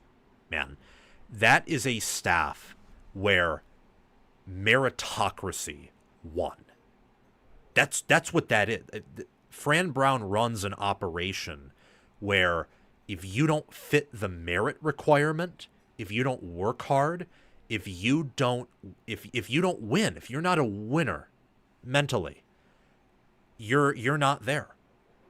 And the epitome of that, I think, is how he handled Trevor Pena leaving. Where Pena's a winner, Pena's going to do well at Penn State. He's done well so far this year, but he thought in his mind, look, I can't afford to pay you that much. I can't do it. I have to focus on my team. The team is famously said by Bo Schembechler. And look, Fran Brown embodies the team and putting the team first and getting the most out of his players and squeezing every ounce of talent that he can out of his team. And Dabo Swinney just doesn't do that. In fact, you know what? I'm gonna pull this up. It's from a spreadsheet that I use to make college football predictions. I predict records. I sort players through it. It's something really interesting. Something really interesting that I charted preseason, and I think is going to age beautifully. Let me see here. Let me see. Oh, yeah. I had Dabo Swinney outside of the top 15 of coaches entering the year. Now, the reason I picked him to go 13-0 is my coaching rankings were based on what I thought. They weren't based on projections. They were just based on how I thought they had done really the past 3-4 years. And I thought that Swinney did a pretty poor job. Of Fran Brown, I had barely missing the top 25. So I had these coaches pegged far closer together than almost any, if any, national analyst would have. Honestly, after yesterday, Fran Brown is a better head coach than Dabo Swinney. I would so much rather. I'm a Michigan fan for context. If tomorrow, between Michigan, I had to hire Fran Brown or Dabo Swinney, give me Fran Brown in a snap. Easily. Without question, I would rather take Fran Brown than Dabo Swinney. He's a fantastic coach. I've already talked about that, so we don't really need to get more into that.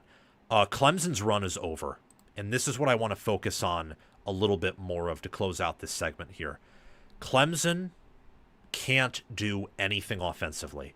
And honestly, with how LSU's offenses looked, with how Georgia Tech likes to play ball, and after yesterday, I think Clemson's defense is overrated too. The same issues that existed last year exist here. And look, I think Tom Allen's a good DC, but I never thought of him as a great DC. And if I did, and I may have after that Clemson game, I overreacted. Preseason, I had him as not even a top 25 DC. I had him as like maybe fringe top 25, certainly top 30, like a top half DC, but I never viewed him as a top 10 DC. Just with how he handled that Penn State defense last year, a top 10 DC with that Penn State defense, you beat Notre Dame even if with your wide receiver issues, and you beat Oregon. Ohio State's different, but he handled that defense poorly at times last year, and I think refused to make adjustments at different points. I think he's a good person. I think he's an above-average good DC. He's not what Clemson needs, though. And I also think some of the talent Clemson has is overrated. I think that they have some developmental issues there, like TJ Parker, Peter Woods, all these, fantastic NFL players. I would take Indiana's roster over Clemson's right now in a heartbeat. Cignetti in Indiana, and they have a blue chip ratio, I believe, of 0, or at least it's less than 10%, and Clemson's is in the 50s. Their starters are almost exclusively blue chip players. Indiana right now would destroy Clemson. They'd beat them 70-0. And Cignetti would make a statement. He'd be coaching throughout the whole game. He wouldn't be complaining at the refs. He wouldn't be complaining to the press conference. He'd be complaining to his players, saying, do better. Same thing as Fran Brown. Those are coaches that you want. Fran Brown. I think Cignetti's in a tier of his own, but Brown is closer to Cignetti than Swinney at this point. You want those coaches. They hold their players accountable. They don't try to hold the media or things they can't control accountable. Clemson has no identity. I don't know what their standard is anymore. They say it's high, but Swinney has been saying in his press conferences that they hold too high standards to Clemson. So that makes me think that he knows this team isn't as good as they were cracked up to be preseason, and he's trying to save face a little bit.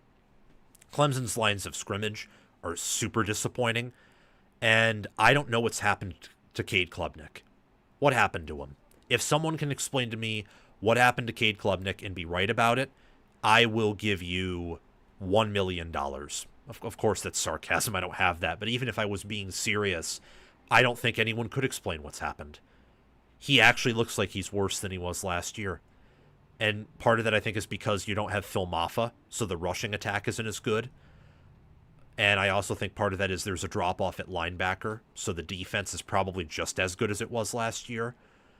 And also I think some of it's buying into his own stock. I think that Clemson got high off their own supply. So I don't know.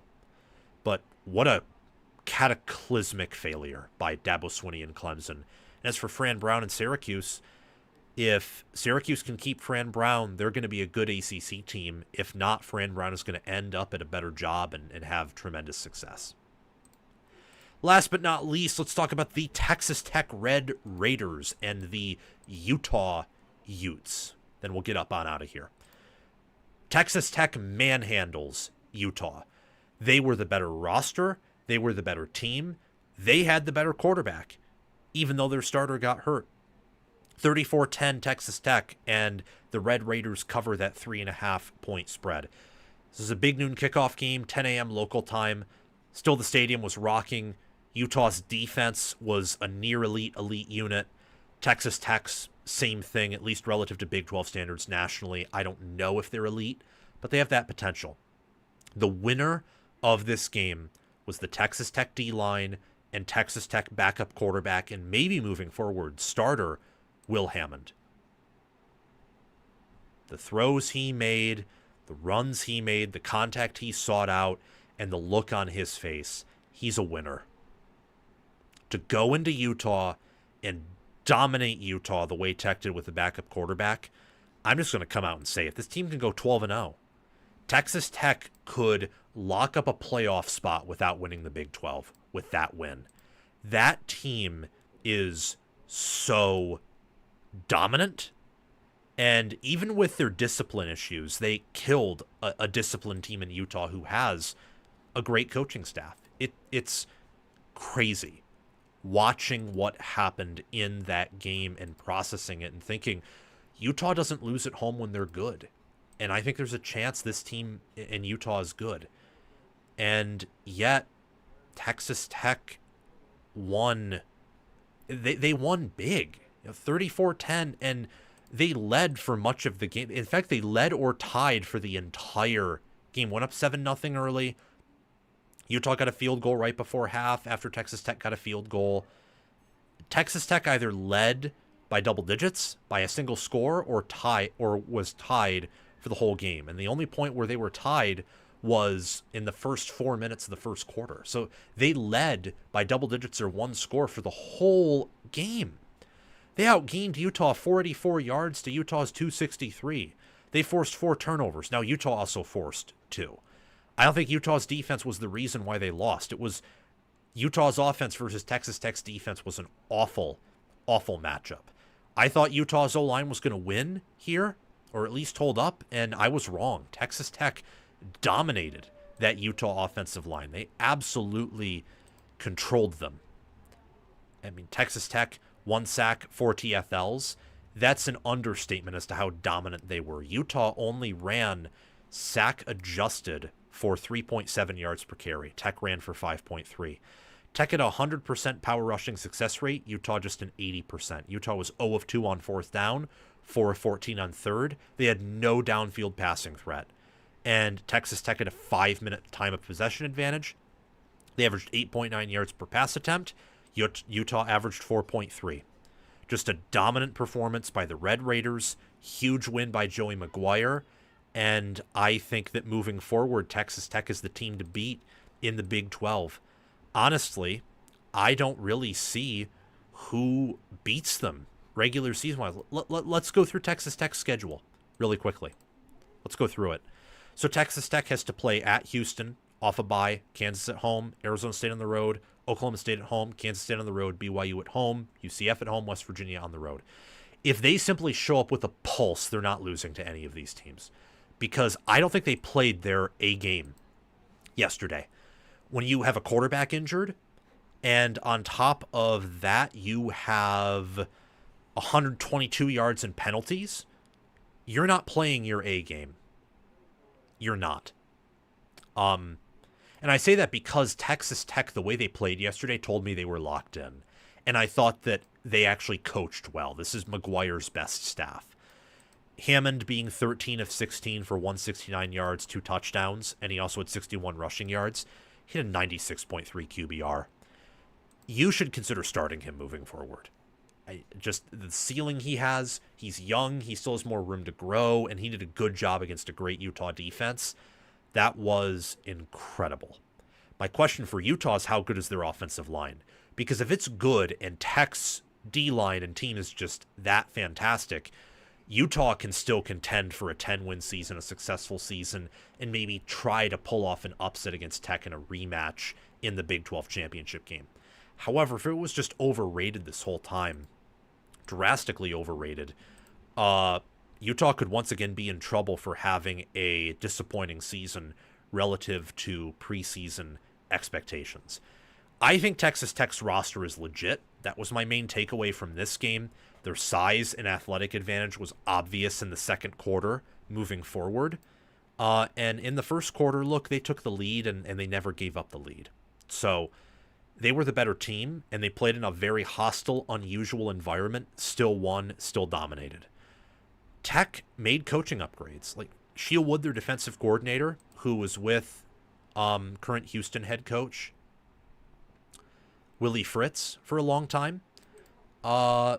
He put Jason Beck in a box the whole game. And Beck and Napier, and I think Nampier's a good quarterback, they couldn't do anything for the whole game. So that move, the coaching moves that Tech made, in addition to the roster moves, A+. I mean, Tech is better than I thought they were in the preseason. I thought Tech preseason was going to be a top 25 team and improve a ton and, win 9 games. This team should win 12. If you're a Tech fan, you should expect 12 wins, whether that's 12-1 or you go 12-0 regular season and go 13-0. You should expect to dominate the Big 12 from here on out with how you're recruiting, the donors you have, the staff moves you've made, and the fact that this is really just the beginning of money being poured into this program, and you already look this good.